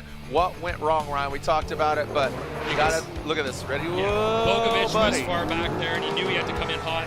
And you could see that the speed that he had, he didn't slow down enough. The line took him straight past inside clip 1, and instead of being able to get around the corner, he had to get on the brakes to slow down before going off track. Unfortunately, that line took him wide before outside zone number 1, and he wasn't able to achieve it. So,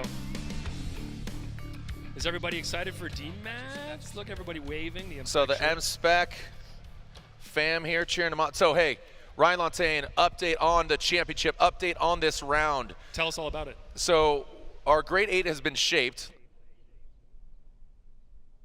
All right, we got some cold cans in the hand. So the scenarios are, Robert Thorne has advanced on, right? He took out Dimitri Brutskiy. There's only 3 contenders in the championship. So there we are. We're seeing Kohl and Thorne. Watch Thorne, though, but let's walk us through it. Olsen and Hansen, then you got Hateley, Sorensen, and then Knapik versus Madison. So the only real contenders coming into this round are still alive are Hateley, Madison, but notably Thorne. If Thorne gets this victory, he will get 318 points. So with that being said, if Madison wins the event, he gets 310. If Hateley wins the event, he gets 309. With Thorne's victory here in the Great 8, he will lock up the 2022 Link Engine Management ProSpec Championship. This is huge, you know. So consider what was the points he's at right now. If he gets knocked out here in 8, where will he stand? So 305. Thorne is at 305. So again, both Hateley and Madison. So Hateley and Madison, if Hateley wins the event, he gets 309. If Madison wins the event, he's 310. So again, they're hoping that Thorne gets knocked out, but if Thorne wins, he is your champion.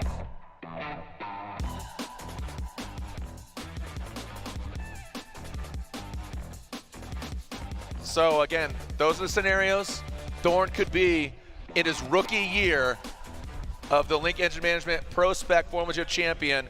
He could be a champion right out of the gate. I liked how humble he was. He says, man, this is going to be a learning year. This is going to be a test year. Make some friends, figure things out.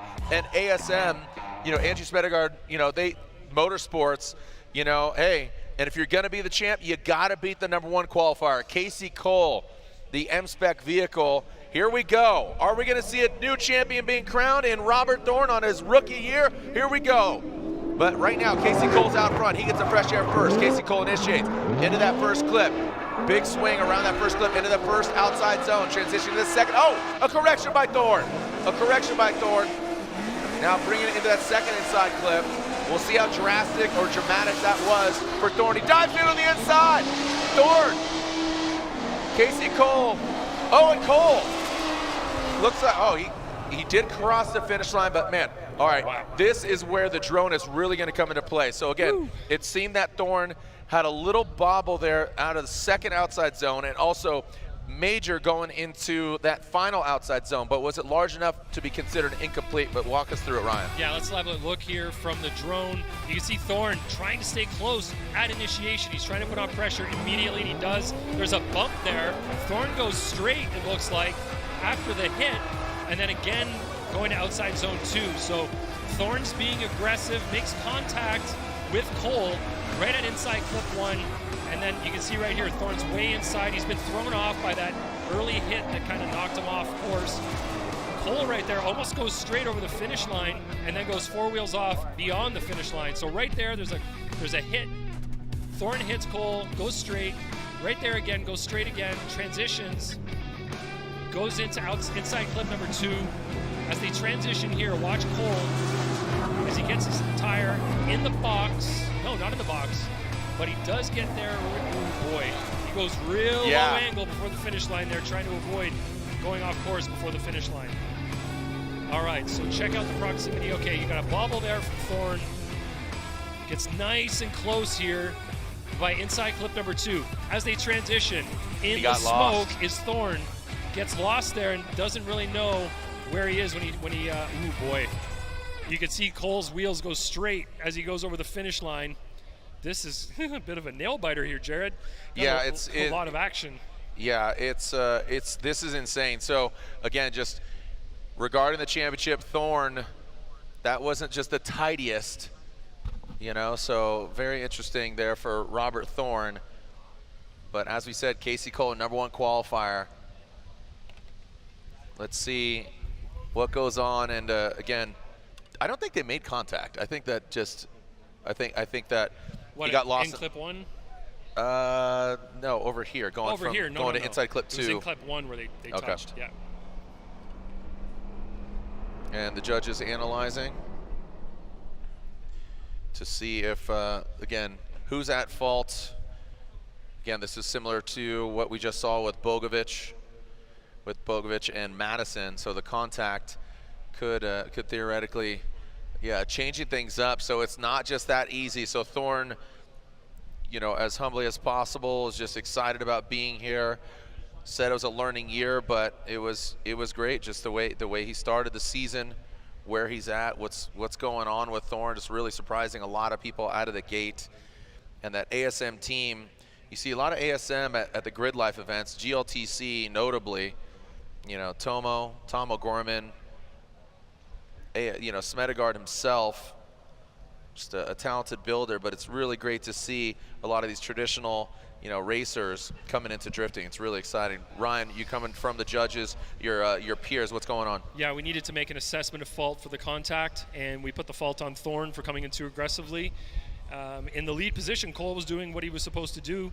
As he approached inside clip 1, he grabbed a couple of handfuls of handbrake, but was off the handbrake when the collision happened, and we're putting that on Thorne in that situation.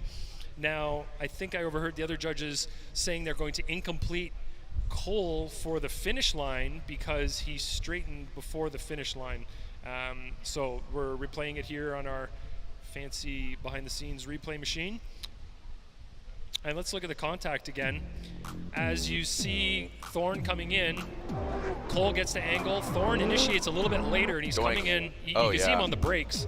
He's the front left wheel's locked up. He's trying to slow himself down, but I think he just came in at a higher closing rate there and used Kohl as a bumper, basically, to get himself around the corner.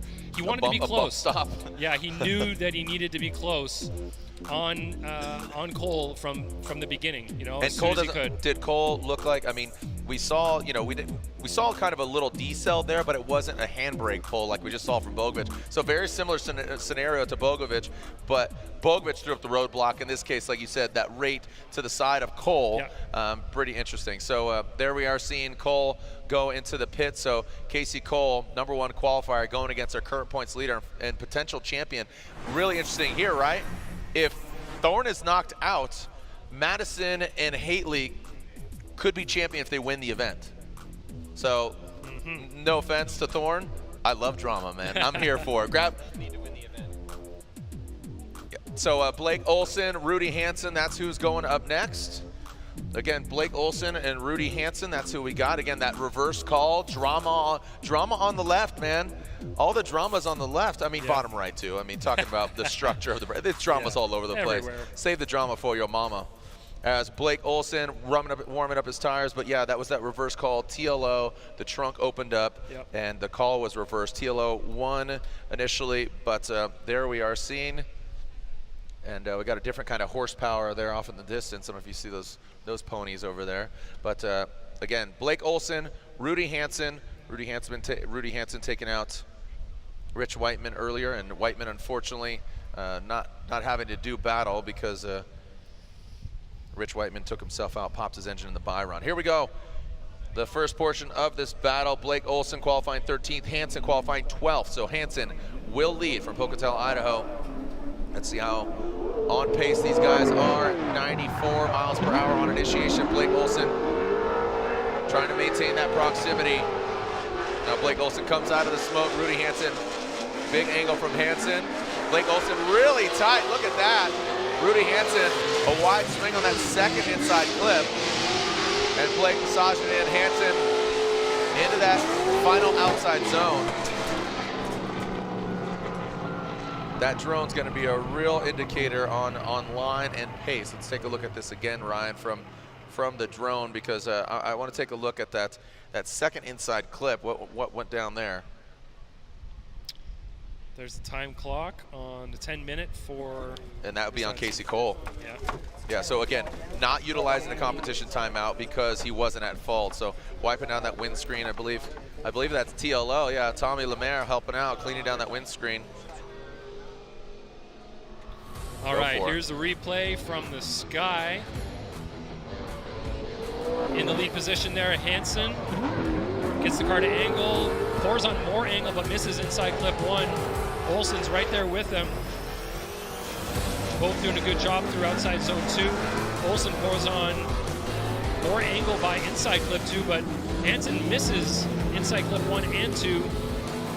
Olsen is within a 4-car lengths approximately. So look, as they come by inside clip 1, they both miss it, but of course Olsen is just following what Rudy Hansen is doing in the lead. Hansen goes really wide here on inside clip 1. And if you look at what Olsen's doing in the chase, he says, I'm going to take the opportunity here to stay on the right line, and it's going to help me gain some proximity while Hansen hangs it out really wide on inside clip number 2. I can see good old zip ties, strapping them down, see what's going on. Which car are we looking at there? Is that Kohl or is that Thorne? Might have been Hateley, actually. All right, so let's alternate the order. Blake Olsen will lead. Rudy Hansen giving chase. Blake, the TNVC, the Night Vision. Coro Works BMW from Las Vegas. And here we go. Rudy Hansen, slow little crawl before Blake leaves the line, and looks like we are clear to send. Let's go for it, boys. Here we go, Blake Olsen initiating, using all of the course, getting all the way out to that rumble strip. Big angle from Blake Olsen. Rudy Hansen, you can see his line, gets lost in the smoke. Major mistake there by Hansen. Now coming to that second inside clip, goes Blake right on it, filling all that box. Now he's got one more outer zone for glory.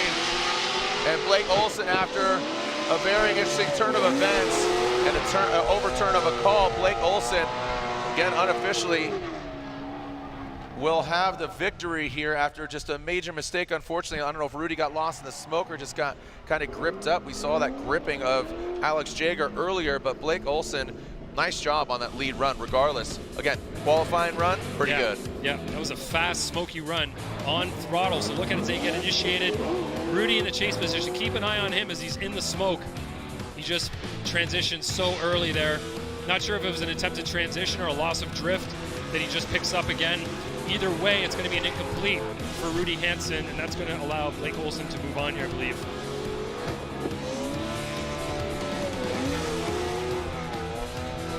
Analyzing from the eye in the sky, the truth serum as we like to call it. And who is going to be the first driver going into the Final Four? It is Blake Olsen. Blake Olsen in that Night Vision BMW. Coro Works. Shout out to boy Tyler. I know you're watching. Shout out to you, Tyler and Lauren. Let's throw it down to Lorette Nickel with an update. Casey Kohl came in with a 10 minutes awarded to him, and you and your team working on everything. And what did you find?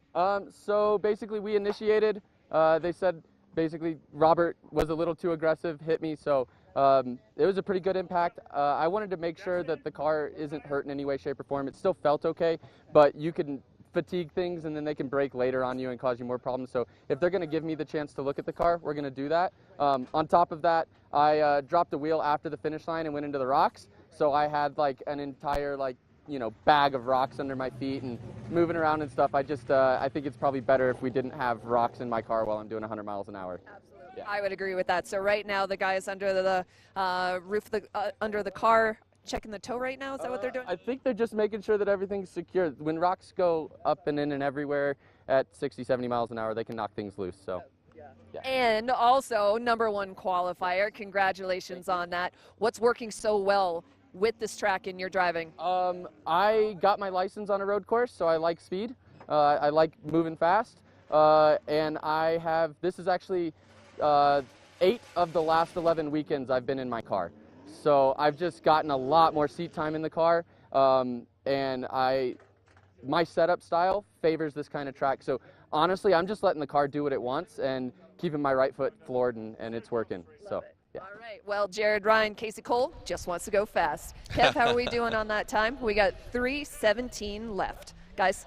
Thank you so much, Lorette. So 3:17 left for Casey Kohl, but the nerves seem to be calm and maybe a little bit of advantage there. I mean, contact was made, but mistakes were made, but that wasn't an incomplete. Let's clarify that. Yeah. Yeah, that's correct. Okay, thank you. All right. So on the line for Hateley, he's seen what's unfolding with Thorne. So he's paying attention to that. But right now, Amanda Sorensen's stoked. This is the furthest we've seen her in Formula Drift competitions in that United States Air Force BMW. So congratulations to her. But Hateley says, man, I'm stoked just to be where I'm at right now. He's had a great season. He says he's the best of everything. Yeah, and looking at Sorensen's qualifying position, she qualified 7th. She's going up against 2nd place right now, so this is to be expected, right? Yep. She qualified well, she's comfortable on this track, and she's proving her worth here today. And I would contribute and kind of echoing what Casey Kohl said, seat time, and she's had track time at this very track. Here we go, Hateley and Sorensen, all BMW battle, 102 miles per hour. And Hateley dialed in, really well done, executed on that first inside clip. Look at that angle. He takes a little bit out of it, allowing Amanda to catch up. Sorensen, the Sorensens into that final outside zone. We'll see her brother Brandon tomorrow. you see Hateley throw it out, but then it kind of comes out of that angle. So you saw Hateley get in, then kind of straighten out. Yeah. So little bit of bobbling. You know, you talked about it early on, but it bears repeating. Set it and forget it. He kind of set it and then kind of wobbling. Yeah, maybe there's a grip, you know, trying to have a lot of grip in the car potentially there. But looking at the line through inside clip 1, looks pretty good from both drivers here as Hateley transitions to outside zone 2, throws way too much angle at the car, has to slow down, pull out angle, which allows Sorensen to take advantage of that error and gets nice and close to Hateley's side there. And then you see Hateley, like you're talking about, through outside zone 2, started off strong, pulled out angle. So he's had a couple of issues there with angle on the track here today.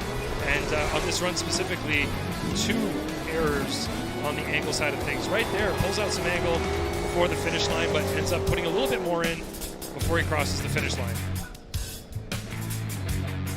So some great driving from everybody. And I'll tell you what, if you were to tell me that that Thorne was gonna be in this scenario, I probably wouldn't have agreed with you. I was like, no, man, he's gonna knock down Kohl the way he's been driving. But Kohl has just a lot of confidence, and like you said, he's been in his 11-10 weekends in a row. I think that's a testament to like I said, just seat time.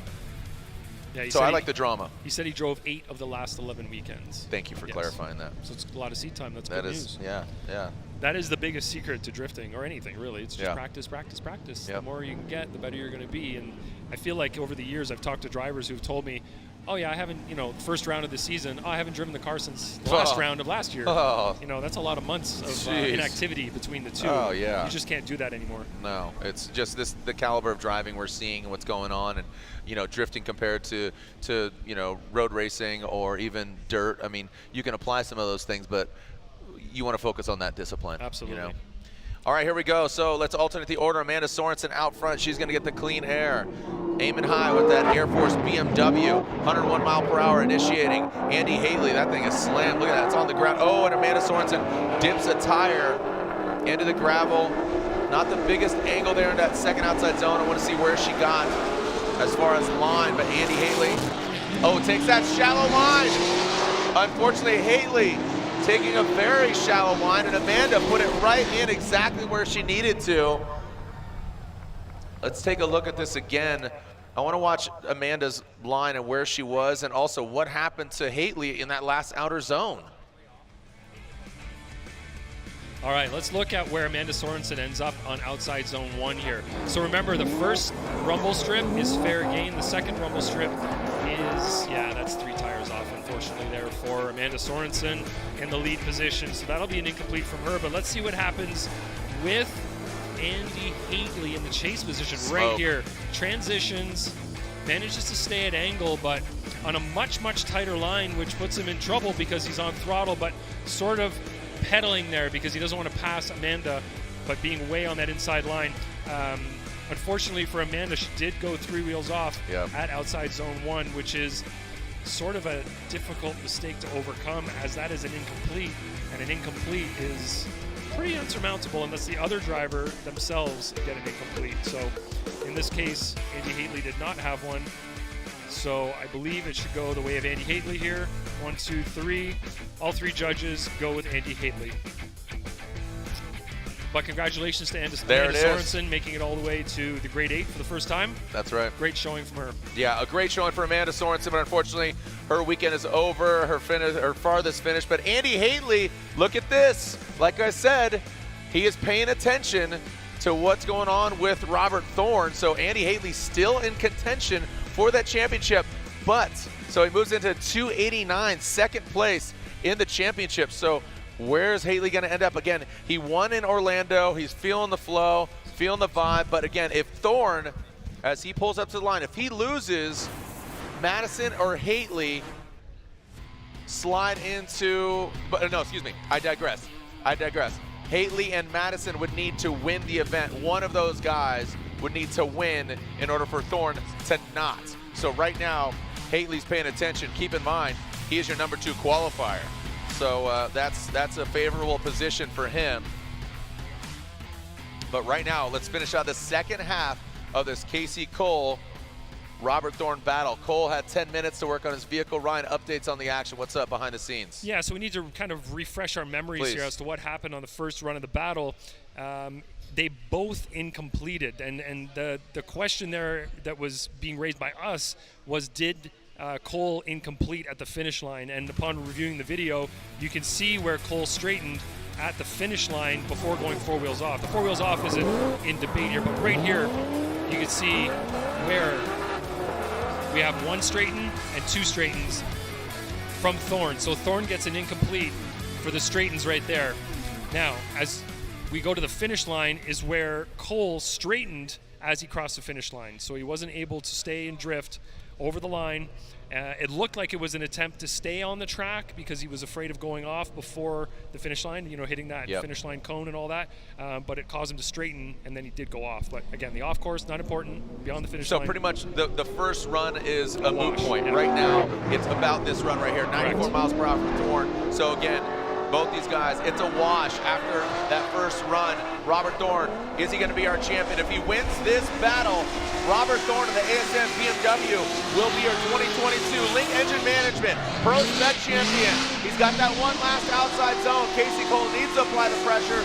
And again, feverishly watching Andy Hateley and Derek Madison. Did Robert Thorne do enough to be the new 2022 Link Engine Management PROSPEC champion? Again, it bears repeating. The contact, Robert Thorne's fault.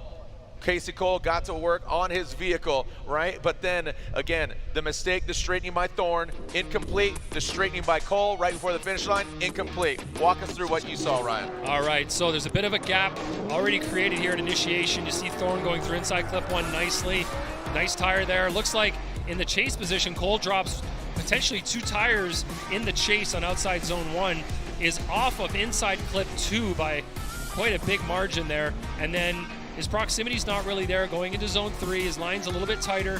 Thorne comes off of the zone near the finish line, but did a good job on the first, maybe what, 1/3, 1/2? Outside zone 1, does he kind of max it out, or is he safe? He's safe. He's on that. He's right on that first rumble because again, we talk about the double wide rumble. Yep.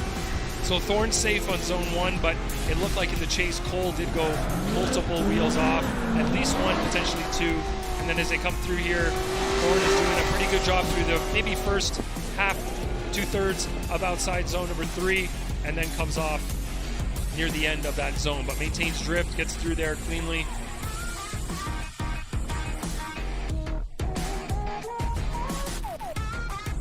All right, so it's all coming down to this run as they both received an incomplete on run 1. So forget what you saw in run 1, it doesn't matter. It's all about run 2 right here. So we're looking at who did a better job in their respective positions.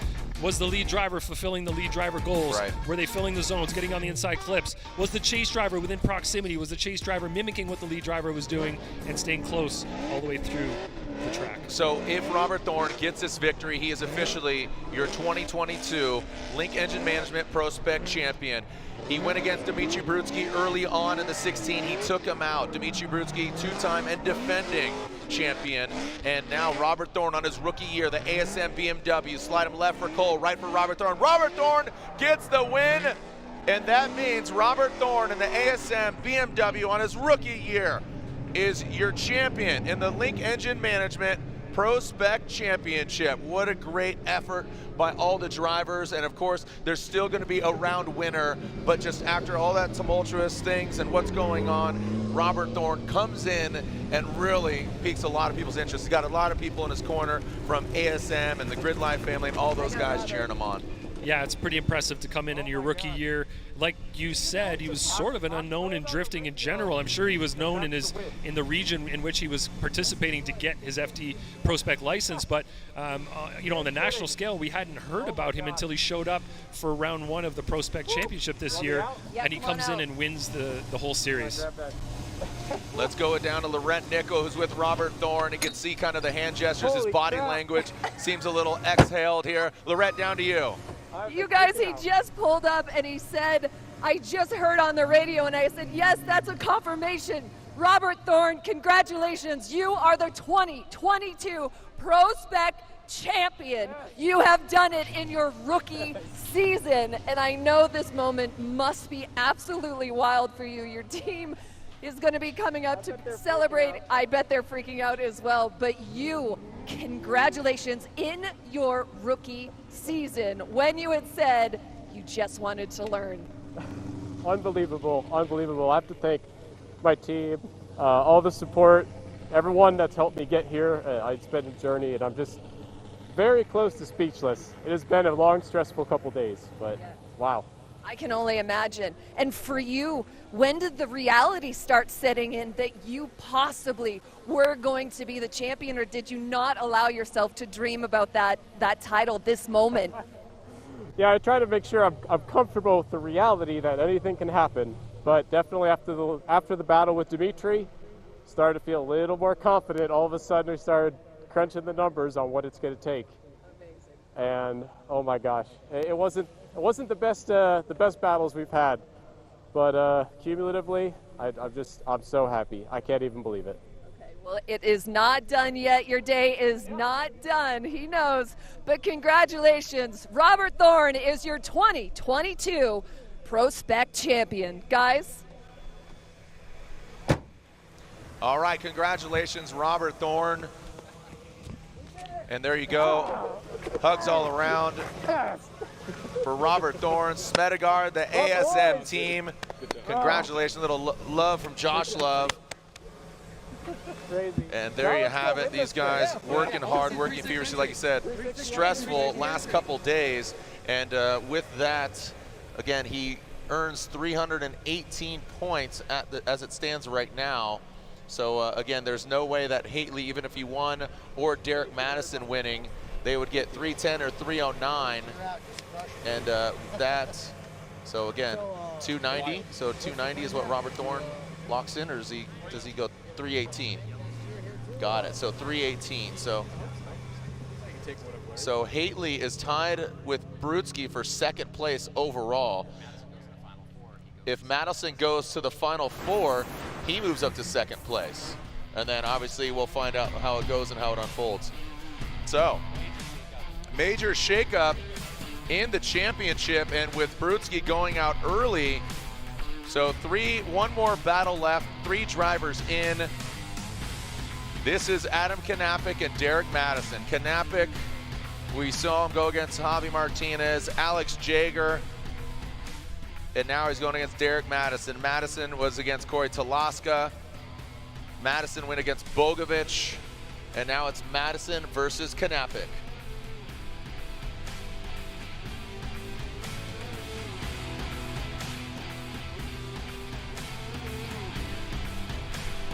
And we could see Adam Knapik enter into the burnout box.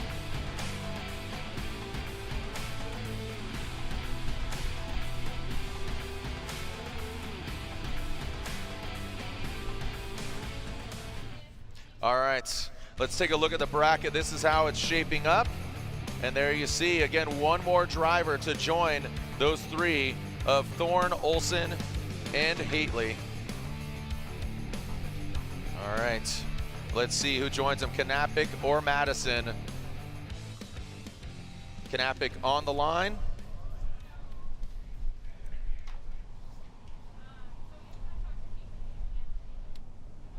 And there, Knapik is in the Pedal Commander burnout box. Is Derek Madison.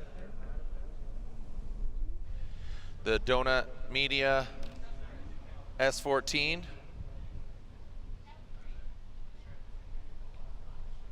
And there he goes, pulling up to the start line.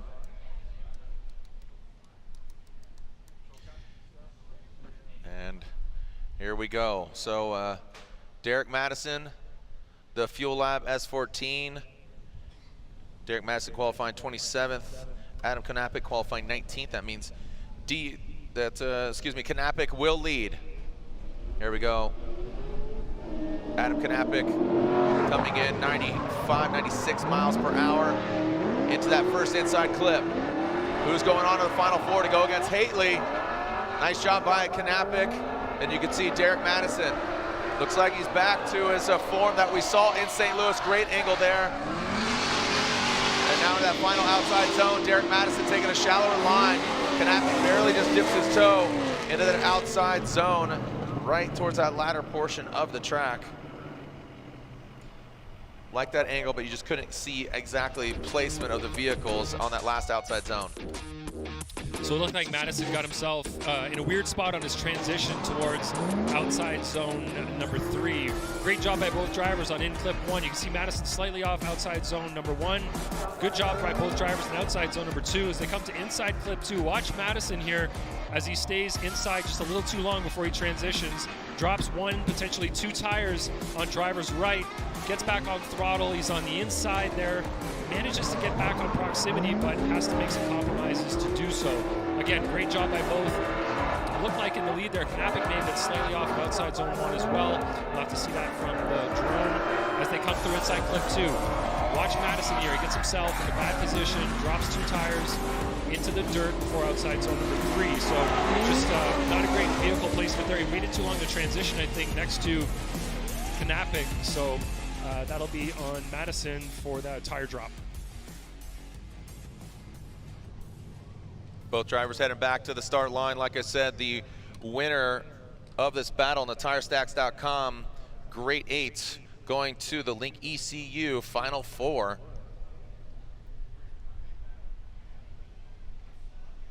Looks like the blower coming out here, maybe having to blow a little bit of the track off.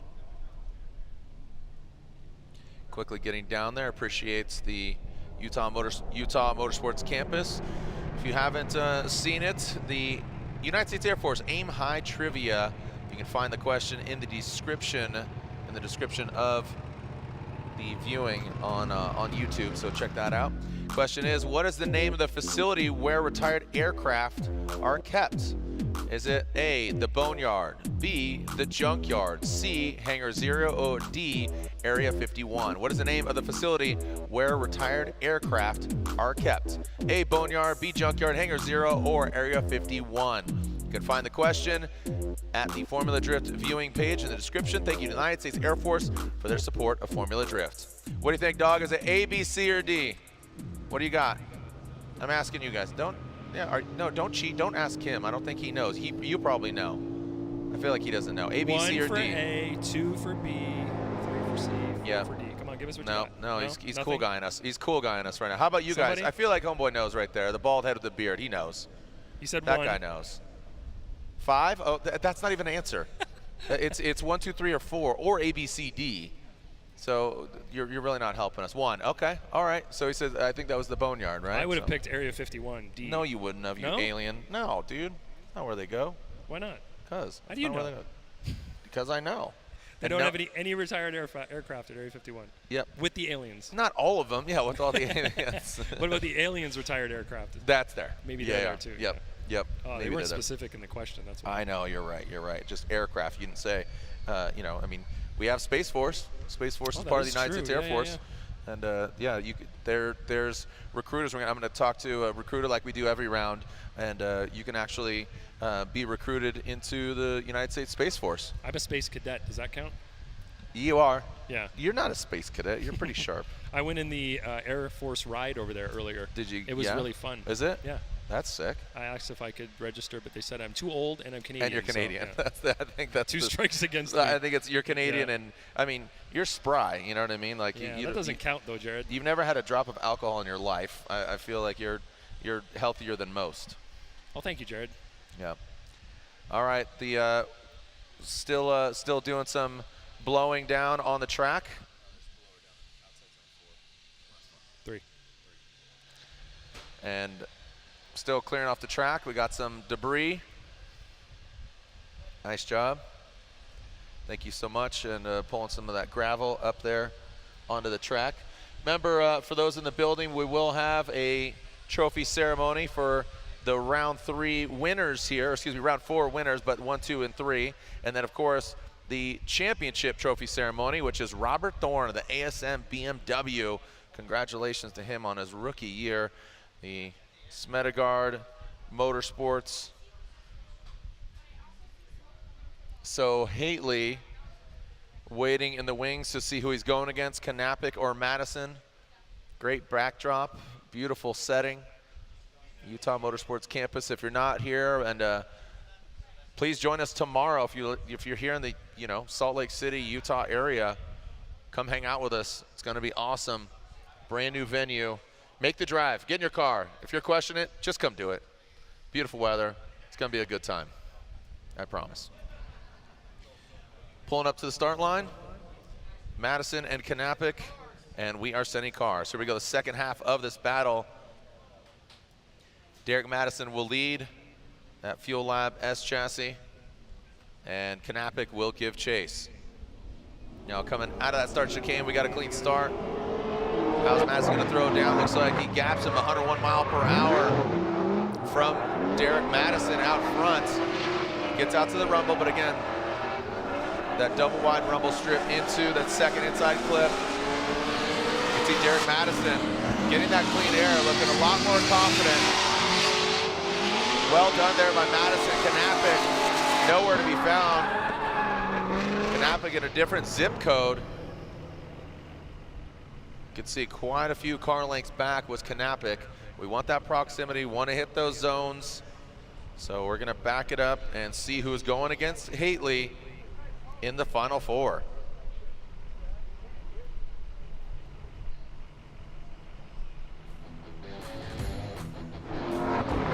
All right, so here's the replay, Jared. You can see Madison up front. He has a little bit of a bobble there at inside clip number 1, but he is carrying some pace through this track.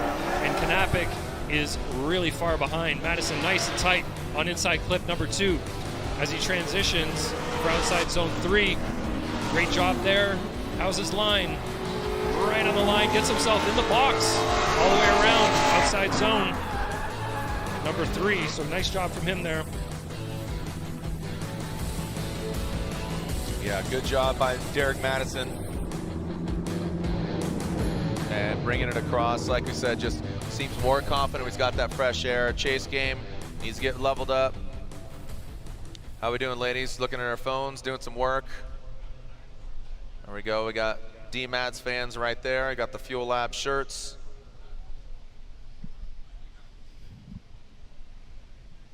And awaiting the outcome here, Derek Madison or Adam Knapik. Let's see what we got. Slide him left for Knapik, right for Derek Madison, and we got 1, 2, and 3. Derek Madison is going against Andrew Hateley, and again, still in contention, so he jumps up points-wise overall in the championship, having a great St. Louis. And there's the Madison supporters cheering him on, the Fuel Lab throwing the horns. Let's go, getting after it. So Derek Madison jumping up in the overall championship. So there it is, our Link Engine Management Final Four. Link Engine Management, the official engine management of Formula Drift. So Thorne, who locks up the championship, goes against Blake Olsen. On the other side, Andy Hateley going against Derek Madison. So look at that. 3 drivers of those 6 that were in contention. And there's Blake Olsen, looking good, feeling good, and he's going against the champion now, newly crowned Robert Thorne. Hey, Kev. So should be getting the brain bucket on. Yeah. Should be getting ready. Yeah. And we're ready to go. Hopping in the ear protection and getting after it. Blake Olsen throwing on the lid, ready to throw down against Robert Thorne. Little Brett King design helmet, looking good. Coro Works on the lid. Do you know that Brett King character? I do know Brett. You do, Brett? Do you know Brett? I don't know Brett, no. Oh, okay. Does he do helmets for different people, different motorsports? He's done liveries. He does liveries, but primarily helmets and helmet painting. He does a lot of high-end, like IndyCar dudes. And yeah, so he's pretty accomplished. Like him, Sensport. What's his name? Oh gosh, from Canada. Totally spacing right now. He used to do a lot of FD helmets, didn't he? Yeah, what's his name? Oh my gosh, great dude. Oh my gosh, I'm totally blanking out. Sorry, homeboy. I'm bad with names. PBK design. Just thinking all the letters. PBK, PK, all those things. But all right, so. All right, well, while we got a moment here, let's throw it down to Lorette Nickel, who's with Blake Olsen, who's about to do battle. Well, as Blake is getting ready, I just wanted a few words, a few seconds to catch up with you. You said everything is nearly perfect today. What do you attribute that to? You know, I think we got all of our struggle out of the way yesterday in practice, just sort of figuring out the track, waiting for the track to come in a bit.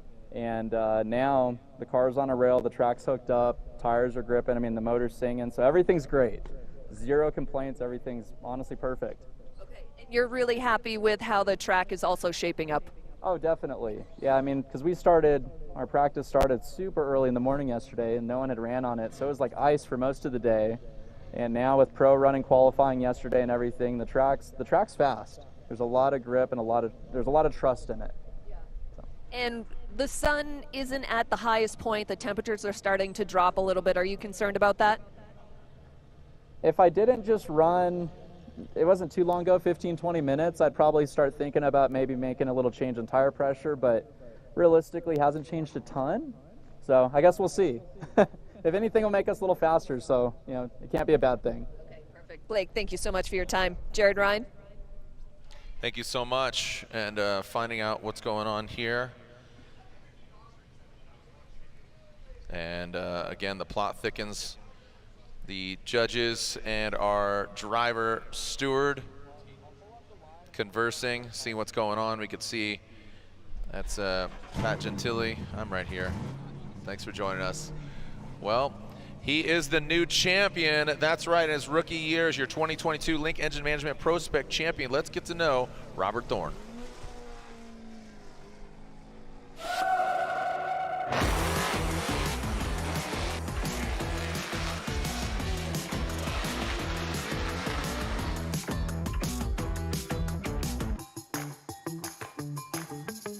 Hey guys, I'm Robert Thorne. I am a road racer at heart that has now gone drifting. So drifting is new to me. I come from a road racing background. I've been road racing in karts since I was 8 years old. To go from that to drifting has been a pretty interesting journey.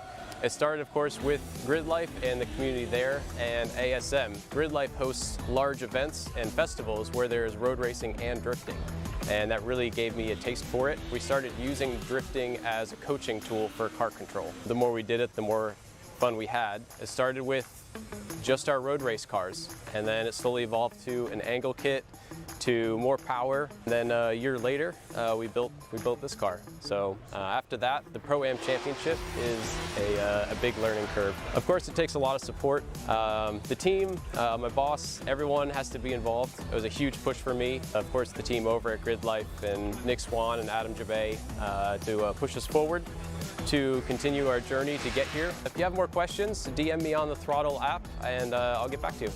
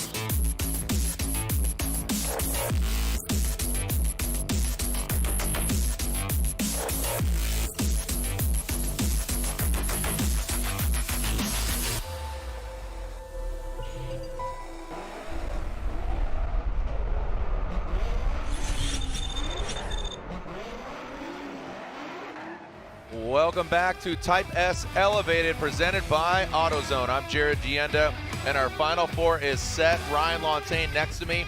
We're at Utah Motorsports Campus, a beautiful backdrop for a new venue for the Formula Drift Championship. Oh man, look at this guy. Catch them all, bro. Catching all that steez, son. Man, I don't want to mess with this dude. Go down a dark alley. This guy's gonna Hadouken me. All these. Again, what's your Pokemon character? What's your Pokemon character name? Yo, Pikachu, little look at me, look at you. How we doing? Bulbasaur. What is it? Robosaurus? Bulbasaur. Bulbasaur. Again, I'm a little too old for the Pokemon game. Yeah, that's what's up, man. That's the only Pokemon name I know other than Pikachu. Yeah. All right. This guy, he doesn't want anybody peeking at him. This dude. What's going on with these guys? Look at They're the gauges in having a that ear. serious talk up here. Wow. Yeah, the homeboy's got some serious gauges. You got some hula hoops up there, dude. Fit a beer can through that thing. Got the Or a Coke can. That is a cup holder. I think he's got a cup holder. I'm with that. We're talking about you, Boston. No, they're in the zone right now. Yeah. That takes a lot of commitment, Jared. They can't even be bothered. Is that like slow? You put a slightly bigger one and then a slightly bigger one over the years? Slowly just evolve. That is dedication. My man over here on the grassy knoll just kicking it. You doing all right, bud? Feeling it? Okay. So I'll leave you to yourself. You know, not wanting to bother you, bro. It's all good. Thanks for joining us out here. You can smile. Don't smile. Actually, don't smile. Do not smile at all. Nope, he's in the zone. Not today. Not ever. I love his dancing in the right corner. Yeah, my man's doing YMCA down here in the bottom right-hand corner. That looked like YMNO. I don't know.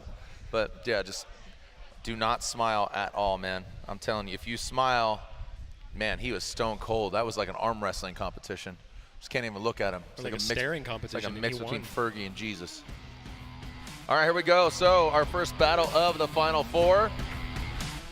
Robert Thorne, the newly crowned Link Engine Management ProSpec champion, against Blake Olsen, who had the call reversed after that trunk opened on Tommy Lemaire's vehicle, or the trunk flapped open. So Blake Olsen going against Robert Thorne. And here we are seeing, again, on that start line, here we go.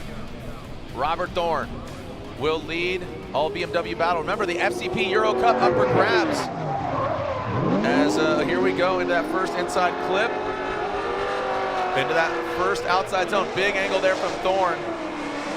He's got to be feeling a lot of confidence right now. Into that second outside clip, we can see Elton, the Rocket Man, on the hood, or the roof, excuse me, of the TNVC BMW. And Blake Olsen brings it across. Again, that TNVC CoroWorks BMW in the rear, the ASM Smetagard Motorsports BMW up front. All right, the eye in the sky as we see the initiation here. Blake's nice and close to Thorne as they come by inside clip one. Blake is off inside clip one. Outside zone one, he misses as well, while Blake hits all three. Or sorry, Thorne hits all three. Blake drops a tire there, leaving inside clip two. And then coming to outside zone number three, you can see Thorne in the zone in the beginning, but comes off maybe about 2/3 through that zone. So let's look at inside clip one, first of all. Blake misses. Outside zone one, Blake misses. Outside zone two, I think he does miss it as well. But right here, comes in, kind of late apexes that inside clip, and then drops a tire or goes over the white line. A little bit tighter line here through outside zone three. As Thorne comes off the zone, he ends up getting in front of Blake, so then Blake ends up on the right line. But Blake missed quite a few sections of that track. He was not getting himself positioned quite right, and definitely missed some opportunities there to mimic what Thorne was doing perfectly. All right, so Thorne now chasing down Blake Olsen. Thorne, like I said, just a kind of a breathing a sigh of relief, but that would just make for an amazing event. Lock up the championship, round 4, and then to podium, and he's moving closer to that. So Hateley is guaranteed a podium at this point. He is the highest qualifying driver of the Final Four, but here we go. You want to get that win, right? Here we go. Blake Olsen out front. Robert Thorne, big angle there from Blake Olsen, TNVC CoroWorks BMW. Oh, looks like might have contact there. So, yes. Yeah, contact was made going to that first outside zone. I saw that trunk lift up by pressure from Thorne. And it looks like, I'll tell you what, our champion, you walked us through, with Robert out front, and then Blake in that chase position. You're talking about how he's off these zones, but hey, kudos to Blake Olsen by taking that hit and keeping on continuing. And I don't think Blake slowed down enough where that would caused Thorne to get inside of him. Let's talk about it. Yeah, Blake did not miss a beat here despite being ran into by Thorne right there. Good push, too. Like, he pushes him twice. Yeah. So Thorne may have dropped the tire after that, but it doesn't matter because Thorne is going straight. So Thorne will have an incomplete there, while Blake in the lead is doing a great job. Like I said, not missing a beat, gets his tire in the box for outside zone 3. He's just on it. He comes out of that box a little bit, probably the last third of outside zone 3, but look at the hit right here. Boom. And then another tap right there. You can see Blake kind of grabbed the wheel.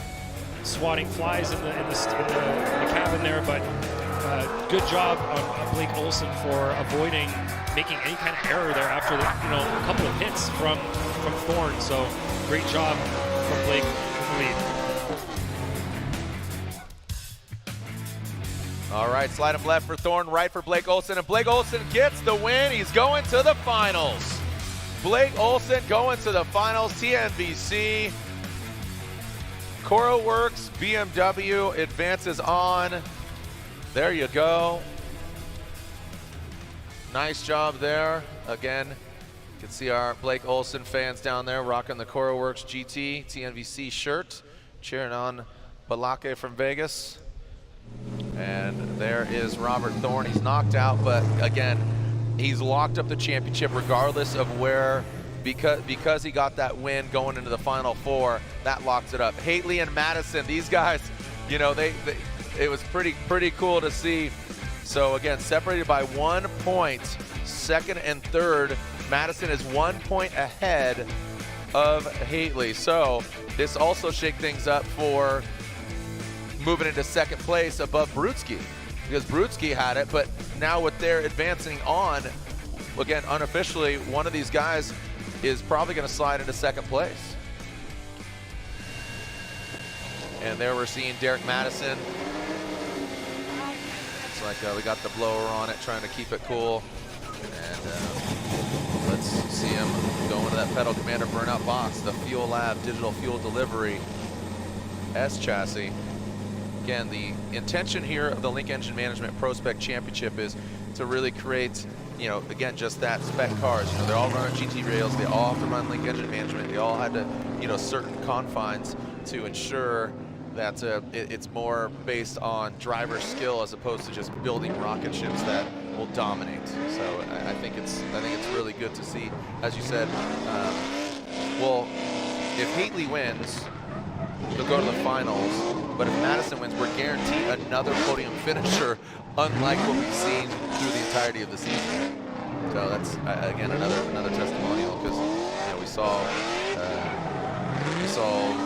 Hateley in Orlando, yep, and then in New Jersey we saw Thorne, and then in most recent St. Louis the winner was. Don't look at me. I know exactly. Yep, we saw. Do you know? Can you recall who won in St. Louis again? ProSpec. All right. Bogovich, Evan Bogovich. That's right. Evan Bogovich got the victory. Thank you so much for the assistance there. Evan Bogovich got the victory. So here we are. We are seeing Hateley and Madison pull to the start. And we are ready to send cars. Let's see what we got. The Madison team.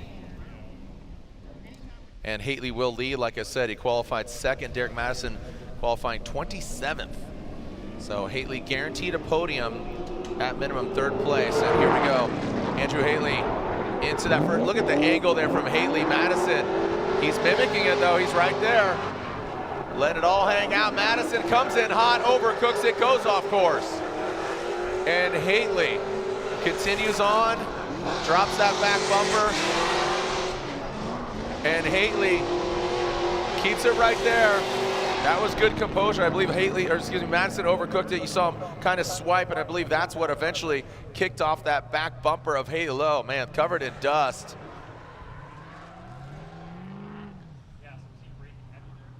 So let's take a look at it here. What unfolded, what transpired?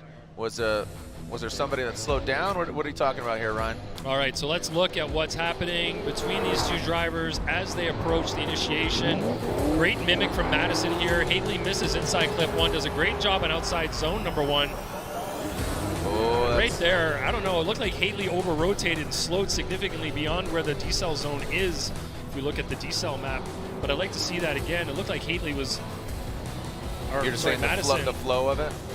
Yeah, so watch the rotation here from Hateley. Huge angle, slows the car way down. Madison is locking up his wheels. He's got nowhere to go. He's trying to avoid contact, and he actually Did he come in hits too Hateley. hot, though? He actually hits Hateley and takes off his rear bumper. Just look at the attitude of Hateley's car, the way he's over-rotated the car. Now he's pulling angle out of the car. It's just, it doesn't seem like, so the decel is at the beginning of outside zone number 2, and that's just like an area where we're going to see some decel, but we want to see drivers getting back on throttle. And I don't know, on first look here, it looks like Hateley's just, so right there should be the decel, right? But then look, right here, he over-rotates, huge angle. Madison's locking him up, trying to avoid contact. I don't think Madison was diving in because he had pretty good proximity. He did take Hateley's bumper off there. Yeah, that's how close they got. So let's watch it again from this perspective. Looking at the rotation, big angle. And the car's going inwards there. But then you can see Hateley starting to unwind the car and goes to low angle. You can see him left foot braking.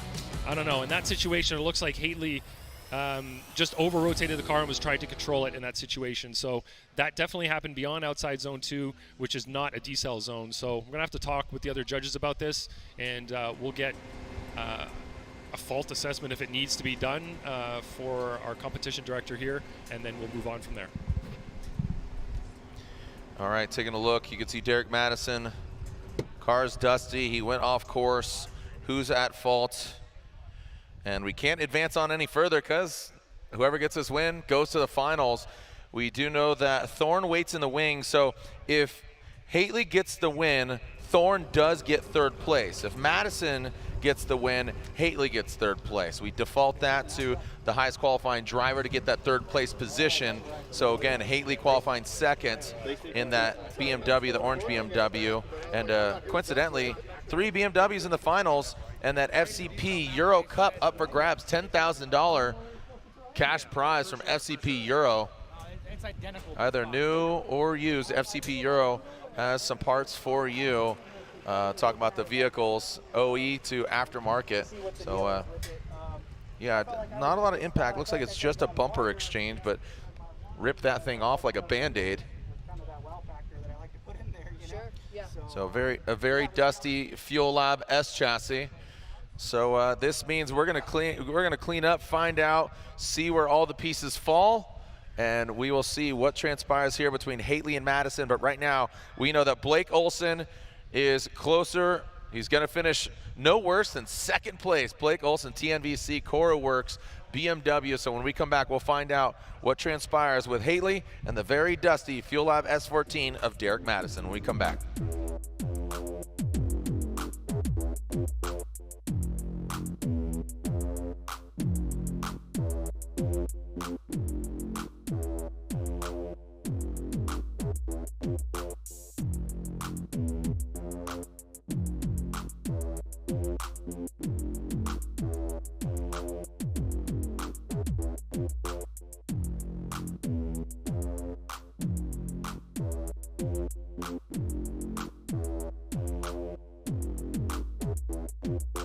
How does one car going wild in the mall help us tell the GR story?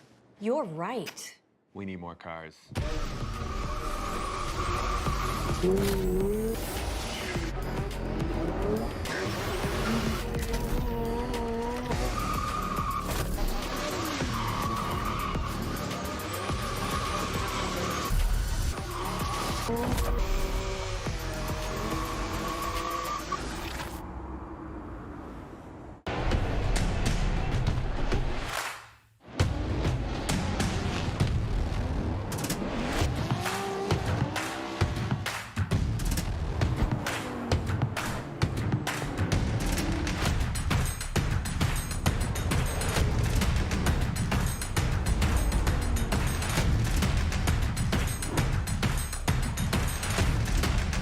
GT Radio. Experience ultra high performance. For those who don't settle when others do. Who will give everything, but won't give up. For those who believe in unlimited, while others limit themselves. For those who are set free by performance and believe innovation can take you anywhere.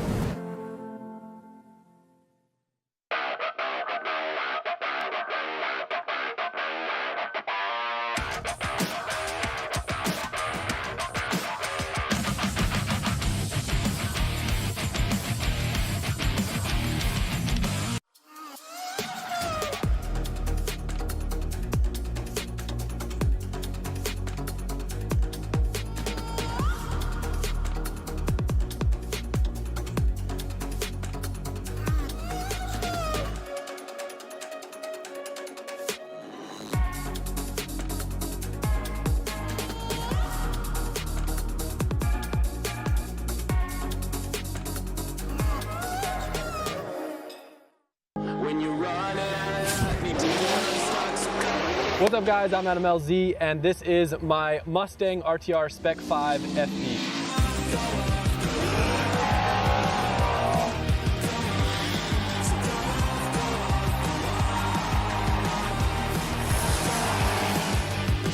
Last year I drove a 2J S15. The car ripped, but we had difficulty setting it up once we got onto the monster of a tire, the Nitto 315 NT555 G2. So this year I've joined RTR, one of the baddest teams in the world, and I'm gonna walk you guys around the car. So the motor that we have is a Roush Yates RY45. It makes about 800 NA, and then with a lot of nitrous, we can get this thing cranking up all the way to 1200 horsepower and up to 9,000 RPM. We got BC shocks on it, dry sump, a bunch of fancy stuff going on in the front. There's so much custom things with this car, it's kind of wild.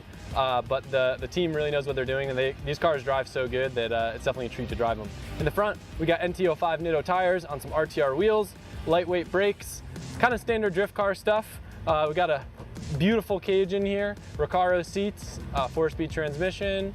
Actually have an inline hydraulic handbrake, which is something different, but it works great. Keeps the weight down instead of having an extra set of calipers. Cool carbon dash, standalone ECU.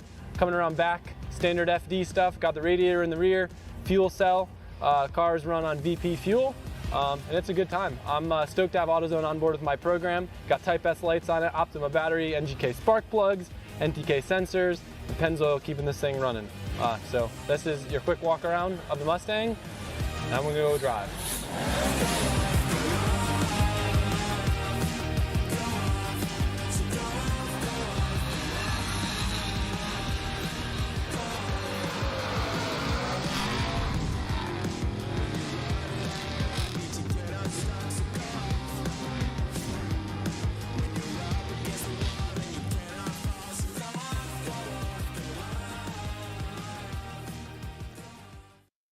Formula Drift is brought to you by BC Racing, the official suspension of Formula Drift. Go for gold. Falcon Tire. Torque Drift, the official blockchain game of Formula Drift.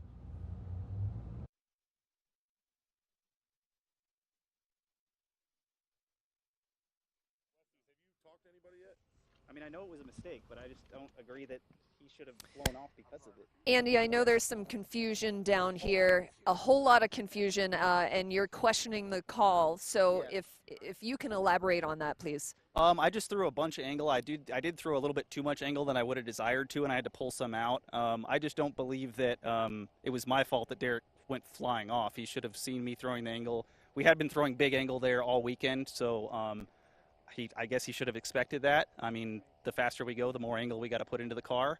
And I put in all the angle I could. It turned out to be a little bit too much, which was a small mistake. But I don't believe that that is enough for me to be at fault for him flying off. The judges see it that way, so be it. It is a judge sport. It's not my decision. So we'll see what happens, and we'll move on. But Derek's got a 5 over there. I believe he's fixing a tie rod. I didn't even know we made contact. Apparently he ripped my bumper off. So now he owes me a bumper. But but yeah, we'll move on, and we'll see what happens. Hopefully he gets his car fixed, and hopefully we can go out for our next battle. Okay, but there was no damage to your car. You didn't feel any contact at all? I didn't feel contact at all. It looks like we ripped off the bumper mount, and that's about it. He just caught the actual bumper itself and not the bash bar. So yeah, I think we're good. So as we are looking forward to the end of the event and the championship point standings, you are currently looking at a top 3 position. That's awesome, right? Nice. That's a good way to end the year. I like that. Yeah. Yeah. And this is the highest that you've ever finished. Yeah, definitely. Highest that I've ever finished ever. I think. Yeah. I mean, we've had our best year ever. This is incredible to end it here, and this beautiful track is amazing. Yeah. Andy, thank you so much. Guys? All right, thank you, Lorette. And to give an explanation there as to why we put Andy Hateley at fault, it's a compounding error that we see on his part. We were watching the replay very closely on our replay system that we have, which we don't have any extra views. We're not saying that we have but you do have ample views. You have pretty extensive Yeah, angles. we have extensive views, and we have the ability to control forwards and backwards and slow motion and everything, so we can really see what's happening. And upon looking at that, we saw that the main issue was when he rotated the car at outside zone 2. The decel portion of that is at the beginning of the zone. What he did is get the car to a normal amount of angle there, but then he poured on more angle towards the very end of the zone and beyond it. And when he got all of that angle in the car, he admitted himself it was more than he anticipated. The car slowed down significantly. In the chase position, Madison is right there with him, and Madison has nowhere to go at that point. So Madison locks up the brakes, locks up the wheels, goes sliding off the track to avoid contact. He did make contact to the level that he ripped the bumper off, and it wasn't a fault to the fault of Madison. I don't believe he was trying to catch up. He was right there. He was within a couple of car lengths, but it's really the over rotation right there, and you can see it in the replay, and you can see that he's starting to pull angle out of the car at that point as he's slowing down, and then he gets back on throttle. So it's really, I believe, and the other judges do too, that it was a great testament to the skill of Madison that he was able to avoid contact with Hateley any more seriously than that. So that's the ruling that we came to. And it looked like earlier on, even after initiation, that's an area where the decel is supposed to happen fairly early, then get back on throttle, get through inside clip 1. It looked like Hateley was significantly on the brakes there. You could see smoke coming off the front wheels for a large portion of time as he's coming inside clip 1, and Madison also avoided contact there. So it seems like there were 2 errors that were made, and Madison avoided them both pretty well. The second one, of course, made slight contact, which damaged his car more than it did Hateley's. And thank you for all that insight. And again, you have 2 fierce competitors. Here they are, one of which will go into the finals against Blake Olsen. But you could just see, they're obviously posturing for their thing, and they believe what to be true. So I appreciate your elaboration there. And it's always difficult to be like, yeah, you're right, I lost, or yeah, I made that mistake. I mean, you do see it, but it's you're gonna fight. Sure, and in the flow of the track, we know this is a fast track. We know this is an on-throttle track for the most part. There's that one decel zone there and it's outside zone 2, but it's an important part of the track there. If the lead driver slows and chokes up the chase driver, they can then pull away from the chase and build that gap. So that's why we have that small decel built there, but it just looks like he deceled beyond that and made that error that caused Madison to have to avoid contact.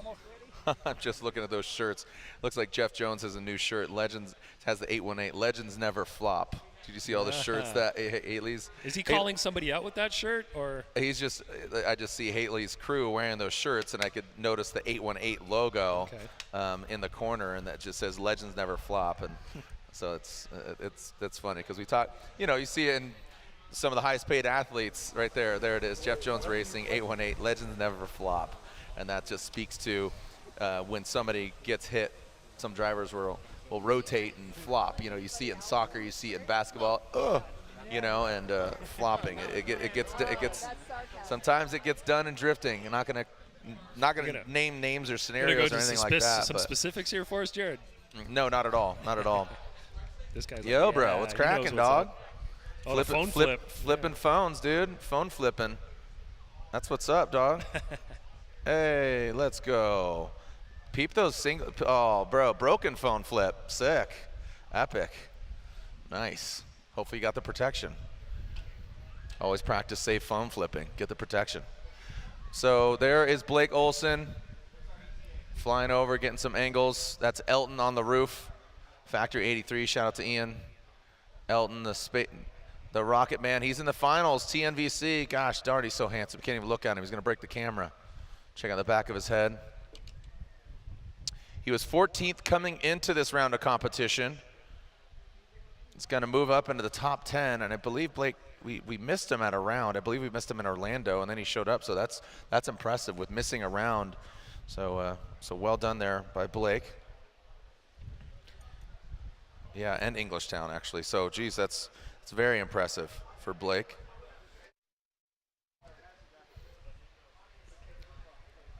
Oh, look out, nobody move. There's a dinosaur right in between you guys.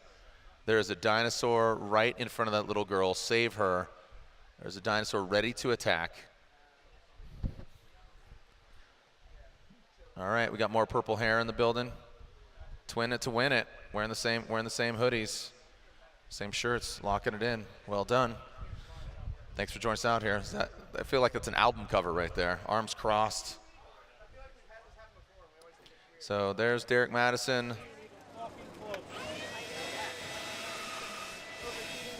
The Fuel Lab.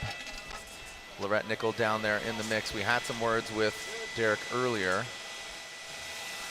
but it looks like they're setting the toe. They're getting it dialed. Let Derek focus on this, and we'll get him going. We got 6 minutes, and so that's for Derek, correct? All right, Lorette, tell us what you know. What do you got?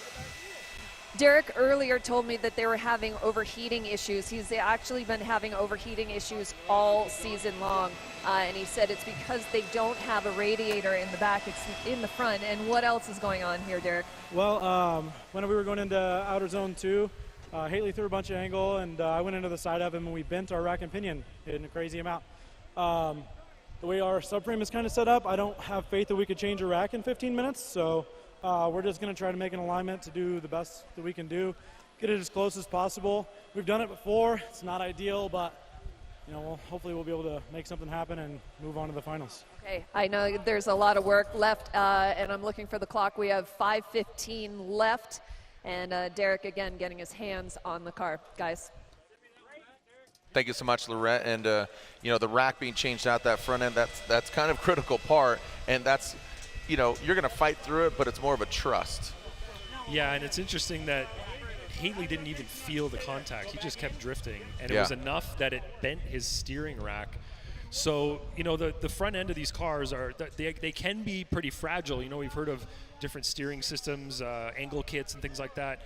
Braking, with contact, and in this situation, when you've got angle built into the car and you do hit a pretty solid item, which I guess is his rear bash bar under the bumper cover, and ends up maybe also going off course, you might have hit something. Yeah, you're right too. Going off course could, with angle in the car, going off into the gravel could have bent it. Tweak things. So it's a fragile part, but it's an essential part. If that rack is tweaked, it could bind up while out there driving. It could overheat. It could break completely. A lot of different things could happen at speed out there, but that is just the name of the game. He's got to go out there and throw down the best run he can and hope for the best. So keep her going. All right, taking a look at that clock. It is ticking down. It is ticking down here. We are awesome. Eric Van Brunt, what's going on? All right, we'll be back in 2 minutes. Get an update here on Hateley and Madison. Who's going against Olsen? We'll find out. The final round of the Link Engine Management ProSpec Championship. We have a champion, but who's going to win here at this brand new, the debut of Type S Elevated presented by AutoZone.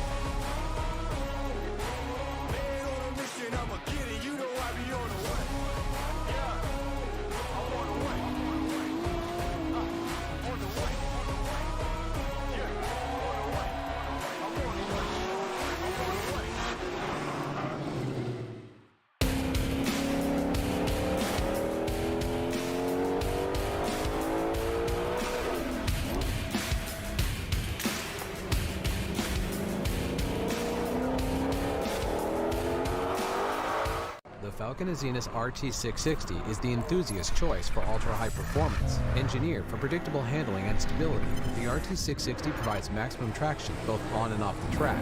Your competitive edge has arrived with the Falcon Azenis RT660. 1 minute. The final. I don't want to use our 5 if we don't have to. All right, look at this. We have less than a minute. Derek Madison, they're still got the hood popped here. We'll see if he can cool it down. Ryan, there's kind of a scenario here in regards to the outcome. If they can get it, get it fixed, that would be great.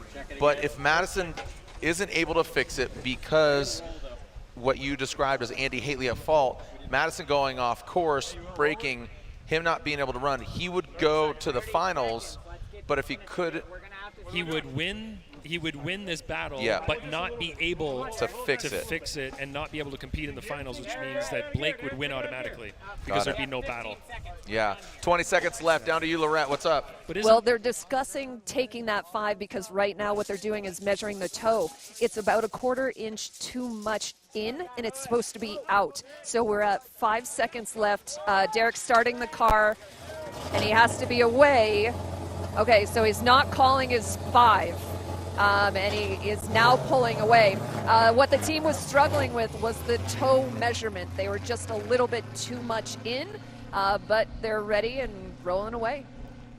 Right, so what I was going to say is that there was still a competition timeout available to Madison there if he wanted to take it, but I admire what they're doing. He's saying, I want to get it done in the 10-minute allotment so that I have this competition timeout if I need it later on, because he's got to go up against Hateley now. If he wins against Hateley, then he has to go up against Olsen in the finals, and that competition timeout could mean the difference between being able to continue competing and not. Yeah. So if he wasted it here right now, he might be taking it now. He might say, I just need it now, because he's got his hand out the window, it looks like, and he's going back to his boys at his hot pit area. So maybe he feels like the fix that they implemented isn't enough, and you might say, I need my competition timeout now, and I'm going to take that for the next 5 minutes. And that's sort of what it looks like right now as he heads back to his tent. So you can see everybody's putting their hands behind their backs. Yeah, well, so they're looking at the front end to see, hey, man, is it safe? You know what I mean? Like, they don't want to risk it for the biscuit right off the car. And yeah, it's so 5 minutes. Here we go. Another 5. Comp timeout just started. So the 10 minutes we just had was allotted to Madison because he was not at fault for the damage that occurred to his car. That is a grace period that's given. The 5-minute competition timeout is something that he can also use to give him a total of 15 minutes as they're doing now. And I guess he feels that whatever was repaired on the car was not enough, and now they have to try to do more. So yeah, they're going to make an attempt here in the next 5 minutes to see if they can get whatever he feels is wrong with the car fixed before he goes out to battle Andy Hateley. All right, our NGK competition timeout. Do spark plugs timeout, of course. They do high ignitability. NGK makes coils as well. Well, the NGK competition timeout being utilized. So we had the 10 minutes and now implementing the 5 minutes, one and done. And now, so a lot of excitement going into tomorrow as well, because keep in mind, it's round 7 of the Formula Pro Championship. So again, a lot of eyeballs on Matt Field and the variety of drivers. And again, this is, Matt Field, he knows the importance of wheel alignment. Here we go. Again, tomorrow, round 7 of the Formula Pro Championship. Try to bring it in some more, bring the tire rod in more. We need to toe the wheel out. Hey guys, I'm Nadine, the founder of Throttle, and on my journey to learn more about drifting, I thought I'd ask the one who's in the top spot this year, Matt Field. So Matt, one of the most important things about drift setup is your alignment. So can you tell me a little bit about some tips and tricks? What should we do? So a lot of people overlook a good wheel alignment. It's crazy how much they overlook it. They think, I buy a car, I bolt the suspension on, I look at it with my eyeball, and I go. And it's just, you can't be more wrong. There's so much left on the table, and you can literally have really great components, the parts, right? The best of the best. But if they're installed wrong and they're set up wrong, you might as well have the stock stuff on the car, right? So if you're gonna get a car, I'll give a perfect example because this is a lot of people's first car. Okay. You have a 240 SX, an S13 and S14, right? It's a lot of people's first drift car. It was mine too. You get yourself some coilovers, you put some modified knuckles that your homie chopped in his backyard on there. A Momo steering wheel. Always a Momo steering wheel. And you go out and you want to start drifting. I would recommend you give it as much camber as you possibly can. You'll probably get around 3 degrees negative camber. We're talking in the front. You want to set the toe to 0 or slightly out, depending if you're driving on the track or on the street. If you're driving on the street, give it 0. If you're driving on the track, give it a little bit of toe out. And the caster. The caster here is the most important. And every car is going to be different. And every type of suspension is going to be different. So I really suggest if you buy a certain brand, they'll have the recommended specs on there. Start there. But like on this 240 with these chopped knuckles and maybe some extended control arms, 7 to 7.5 degrees and you're going to be dialed in. The rear, try to zero it out, 0 camber, 0 toe, straight up and down so the tires last forever. And literally, that'll be the best car you've ever driven. Well, what do you do for your Corvette C6? All right, give us a secret. I'm happy to share. When my Corvette, we run 5.5 degrees negative camber in the front. It's a lot more aggressive than a street car. We run 7.5 degrees caster, which is quite a bit, but we do that to compensate for how quick the Corvette transitions. It's a very quick, snappy car. And we run just a tiny bit of toe out, just a very little bit. And in the rear, slightly negative camber, more of a road race setup, and a lot of toe in. And just a little secret, you want to start going fast in a drift car, toe in the back, and that's makes it into a rocket ship. But only if you got the power. You have to have the power. Okay, and what is your car pushing? Come on. My car makes 1,060 to the rear wheels and 900 foot-pounds of torque, so it can do a lot of toe. Get there at first too. You guys heard it straight from Matt. He is #1 here in the Formula Drift season, so thanks very much for sharing that with us. Thank you guys very much. If anyone wants to learn more about you, where can they go? First of all, they can find me on the Throttle app, Facebook, Instagram, and Twitter. But if you really want to get a direct line to me, hit me up on Instagram, and I'll answer all of your questions. Fantastic. So 40 seconds. Okay, so we are now, so the scenario now is that the hood is closing, which is ideal. If it's fixed at TBD, we'll find out soon enough, but with them closing the hood, I have to assume that they feel confident enough that it's ready to run. But now it looks like it's leaving, so clock doesn't matter.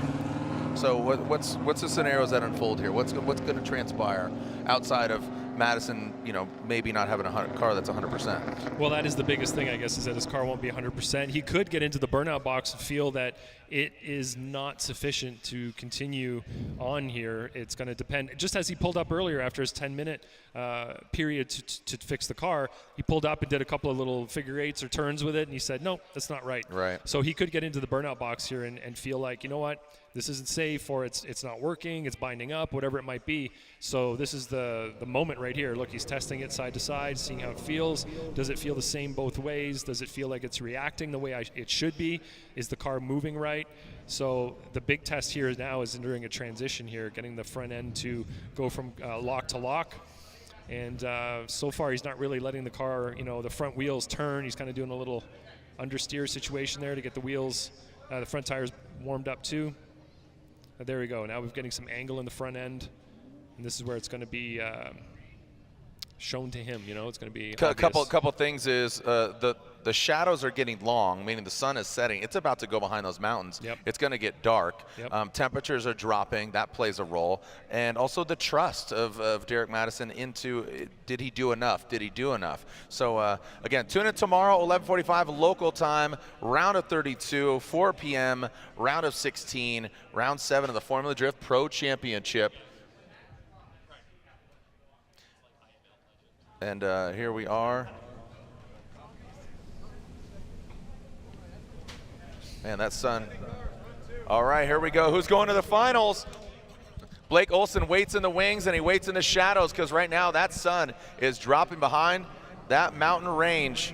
So things get really interesting here. Fortunately, it's not in their eyes because it just dropped behind.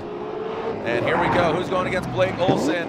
Derek Madison, 98 miles per hour. Talk about trust. He definitely threw some trust at it. That Fuel Lab S chassis. Here comes Andy Hateley in the chase position. And look at that, Derek Madison looking comfortable now, but Andy Hateley looking strong as well. Now coming in that last outside zone, Derek Madison fills all of it. Woo! Well done by Madison. That was really nice, really well done by Madison. Man, that was nerve-wracking, and the sun, she gone. Feels good now, Jared. Not getting burnt by that terrible sun. The sun is brutal, man. I feel like I've just been in a Take my hat off now. All right, so let's watch the replay here. Like you said, what was that? 98 miles per hour in the initiation. Great trust Derek Madison had in his equipment, in the work that his team did. Great job on in-clip 1, outside 2, inside 2. Flowing really well through the track here. You can see in the chase position that Hateley's making a couple of compromises there to maintain proximity. So comes down to how bad we think what Hateley did was in the lead position. Hateley in the chase there misses outside zone 2 in the chase position, but otherwise pretty clean. He might have been a little more inside there on outside zone number 2. You can see him dive in slightly and on a slightly tighter line as they come across the finish line. So how serious do all three of us view that mistake from Hateley in run 1? All right, here we go. So it looks like you favor that very largely. So Derek Madison going to the finals. So D-Mads taking out Hateley. You guys happy down there? Where are my D-Mads fans at? So look at these guys. You got look, you guys are going against each other. Fight, ready, go. Fight in the bleachers. That's Blake's lady, right? Yeah, how's it going? That's right. That's what I thought. So so that should secure the 1, 2, and 3 overall. So it's Olsen and Madison in the finals, but Andrew Hateley does get third place, just FYI, over Thorne. But as far as 1, 2, and 3 in the championship, Thorne ends the championship and the season with 318. Derek Madison slides into second with 301, and Andrew Hateley with 289, with Dimitri Brutskiy. So actually Brutskiy and Hateley are tied with 289. So I believe Hateley should get third overall in the championship because he finishes later in this particular round. So Brutskiy was going for the championship, 1 point behind, and now finishes 4th overall in the season. And that's how quickly, this reminds me of the Kevin Lawrence championship. Remember, like, we thought this, that, then Kevin came from 4th and ended up winning the championship in PROSPEC. So that was amazing. So again, while we wait for this final battle, Blake Olsen, Derek Madison, while we're waiting for the finals, let's learn more about the Kiwi driver, the heart of racing, Aston Martin of Darren Kelly.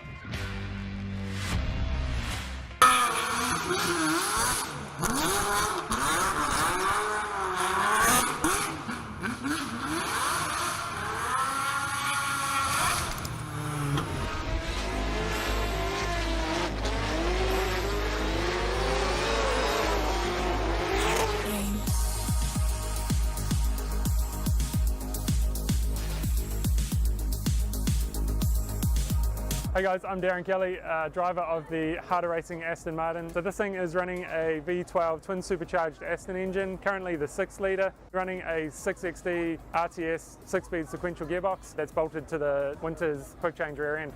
For wheels, we're running a custom set of Rotiform 18x9. They're wrapped in some 295 4018 GT radial semi-slicks. For suspension, it is all completely custom made. The harder racing engineers have designed everything from scratch, obviously with no off-the-shelf parts. The harder racing is primarily a circuit racing team for GT3 in IMSA and GT4 in the SRO series. So this car began its life as a GT4 car, and the team bought it as basically a parts car for their GT4 program. Following that, we then turned it into a drift car. The same team, same engineers have designed and developed everything to do with suspension, geometry, custom engine mounting, drivetrain, radiator in the back. So pretty substantial build and huge change of direction from the initial GT4 chassis that it was. Cooling system is completely custom. Like many drift cars here, put as much stuff in the back as you can, keeps it away from getting damaged in the front. Also adds to the size of the cooling and how much water and everything that we can allow in the system. I've always been very pro doing something different and new, and always up for the challenge of trying to create something that's never been done before, and especially in a sport that is like dominated by JDM cars and off-the-shelf parts. And I've had big success with my R35 internationally, and it's just a very rewarding thing when you finally get a car like that to perform at a high level.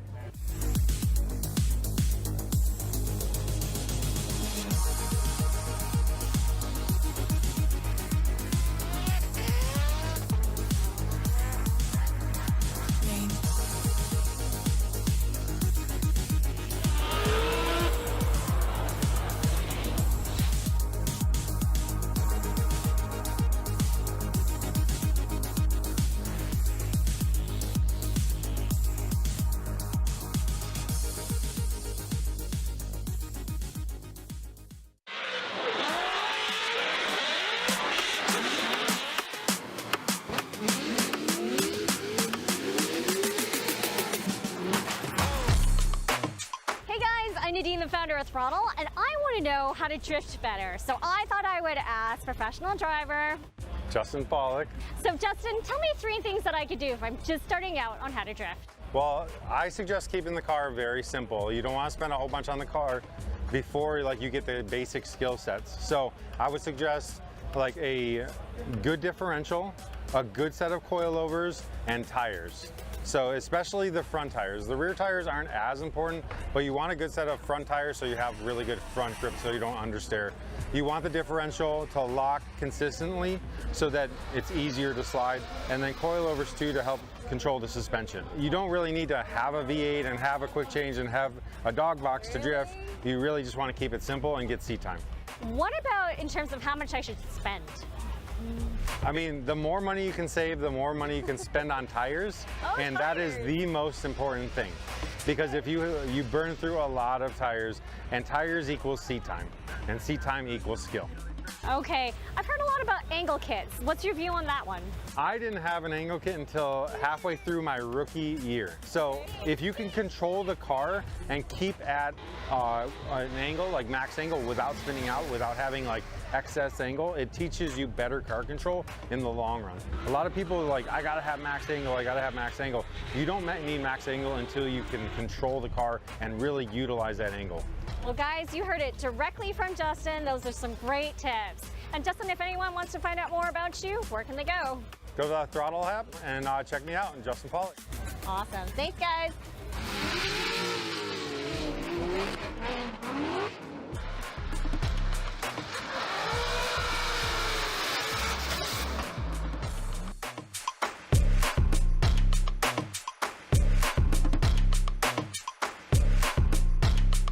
Everyone, welcome back. We are facing our final battle of Blake Olsen and, of course, Derek Madison. Derek Madison now getting geared up and ready. Now, he has been having overheating issues all season, and especially today. So the team has had blowers on the front.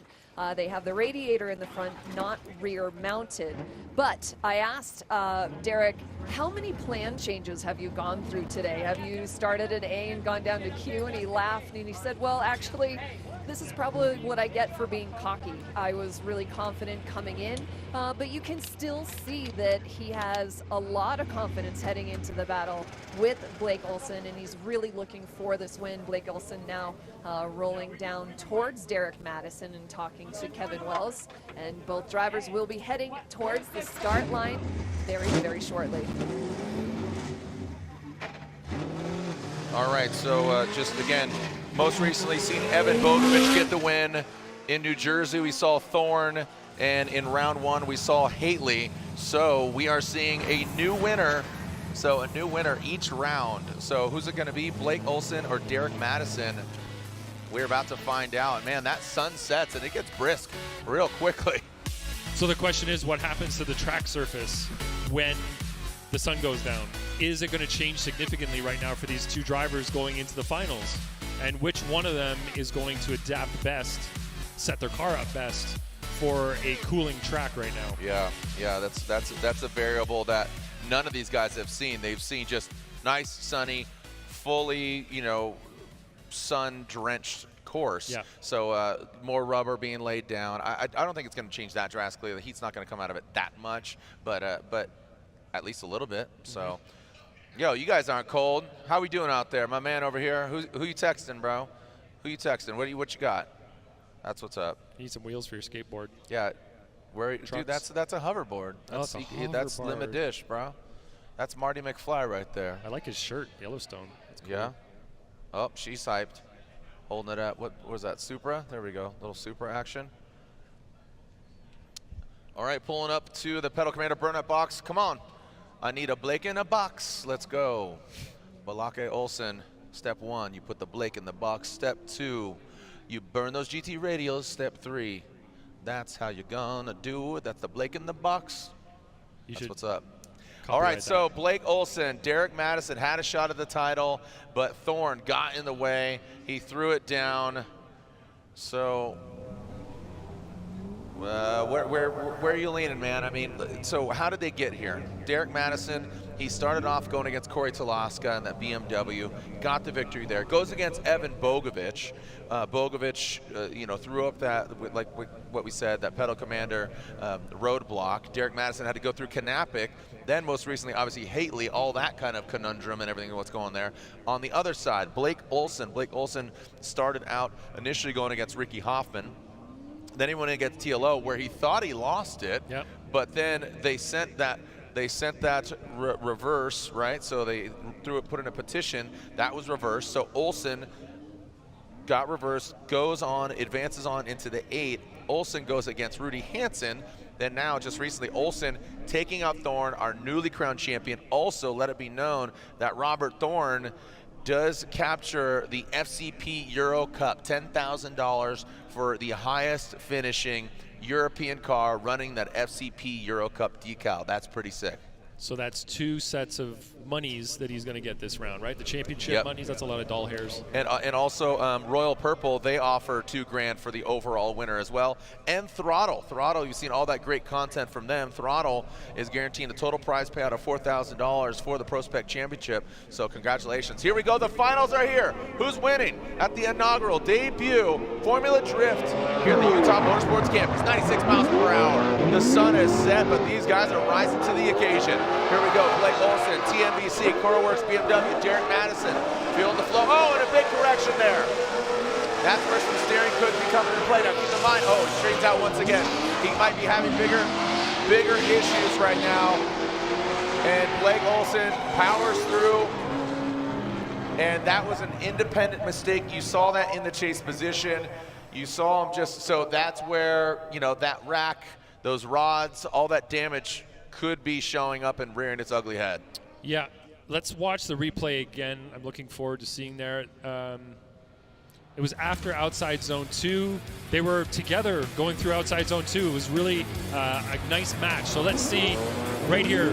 Great proximity, good mimic, a couple little bobbles from Madison. On the transition, look, he's doing a great job there, and all of a sudden the car just straightens up, gets on the brakes to keep from going off track. So it looks like he just had an issue in that area. Maybe it was a steering issue, maybe the confidence went away, or maybe it bound up on him. Whatever it might be, it made him make another mistake shortly after that as he was going towards outside zone 3. So right here, we see that the proximity was good, everything was going fine, and then the car just loses drift right there. We'll have to ask his spotter maybe, and then he ends up in the smoke, getting lost a little bit before outside zone number 3. So Blake Olsen has a huge advantage here right now as Madison made those mistakes right behind him, nice and close, but unaffected by what was going on behind him. Blake Olsen was just doing his run, and it looks like Madison made that mistake independently behind him. Those are the Madison fan clubs right there, and right next to them, the Blake Olsen fan clubs. So Madison versus Olsen. All signs are saying that Olsen, if he keeps it clean, it's gonna be his first ever Formula Drift victory, man, and it'd be great to see him do that. Great looking car, good dude, and obviously Derek Madison got second in St. Louis. He finished strong, but didn't take it all the way to the top. Let's see how Derek Madison goes. Now he's got that clean air, big angle. It's also, ooh, it comes out of it, comes a little unwound, but again, with that big correction there, Blake Olsen could be playing this a little smart, or a lot smart in this case. All right, coming to that last and final outside zone. Derek Madison goes in. Blake Olsen doesn't get all the way out there. And all signs are saying that Blake Olsen would be getting this victory, but let's make it official and let's watch the replay again here, Ryan. That may have been our highest speed of PROSPEC. It was 102 miles per hour. Was it 102? I was looking at Derek's car because his wheels were just shimmying its way back and forth. Yeah. As we're taking a replay courtesy of his iPhone there. Here we go. All right, so as they come up to initiation, you can see that Madison at 102 miles per hour definitely pulled some distance. Lost some angle there at inside clip 1. Gets into outside zone 1. Good job in outside zone 2. And as they come to inside clip 2, you can still see that distance there between Madison and Olsen as they transition here to outside zone number 3. Madison misses the beginning of outside zone number 3 and potentially all of outside zone 3.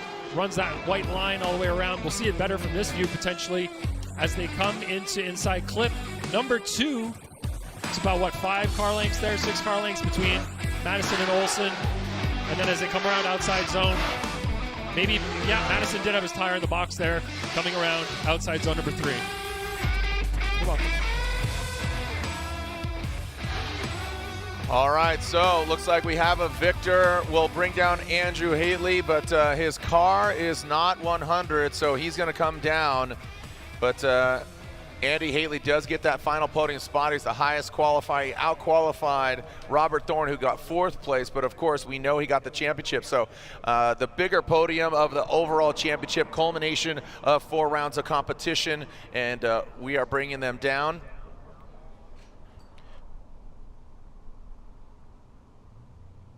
Make some noise for our podium finishers. We know there we're seeing a little Zach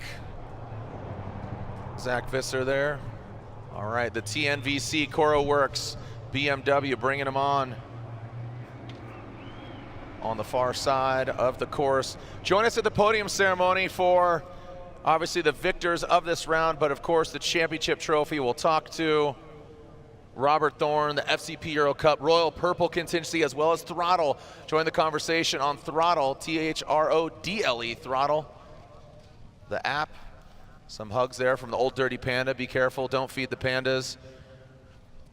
Larry Chen jumping down there, and there is Derek Madison's.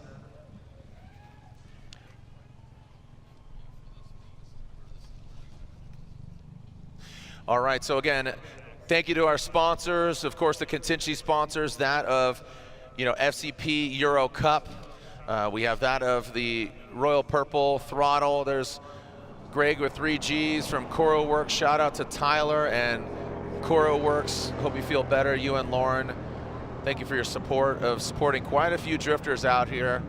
Nick Novak, Ben Hobson, Blake Olsen, quite a few drivers supported by Coro Works. And Tyler, they support you as well, brother.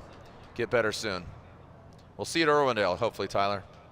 All right, so we are getting our podium finishers down here, waiting for, I believe, Andy Hateley should be showing up any moment. And there he is. Round of applause for him. And so with that, 3rd place here at the final round, round 4, the debut of the inaugural round here at Utah Motorsports Campus.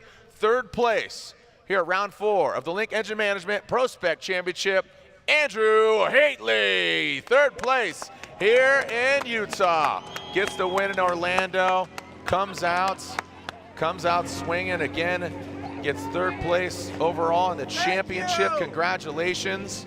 3rd place overall and 3rd place here at the round.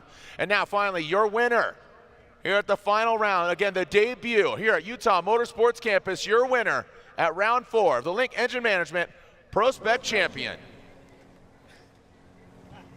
Driving the Tactical Night Vision Company, Coro Works, BMW, and GT Radials, it is Blake Olsen, your winner here in Utah.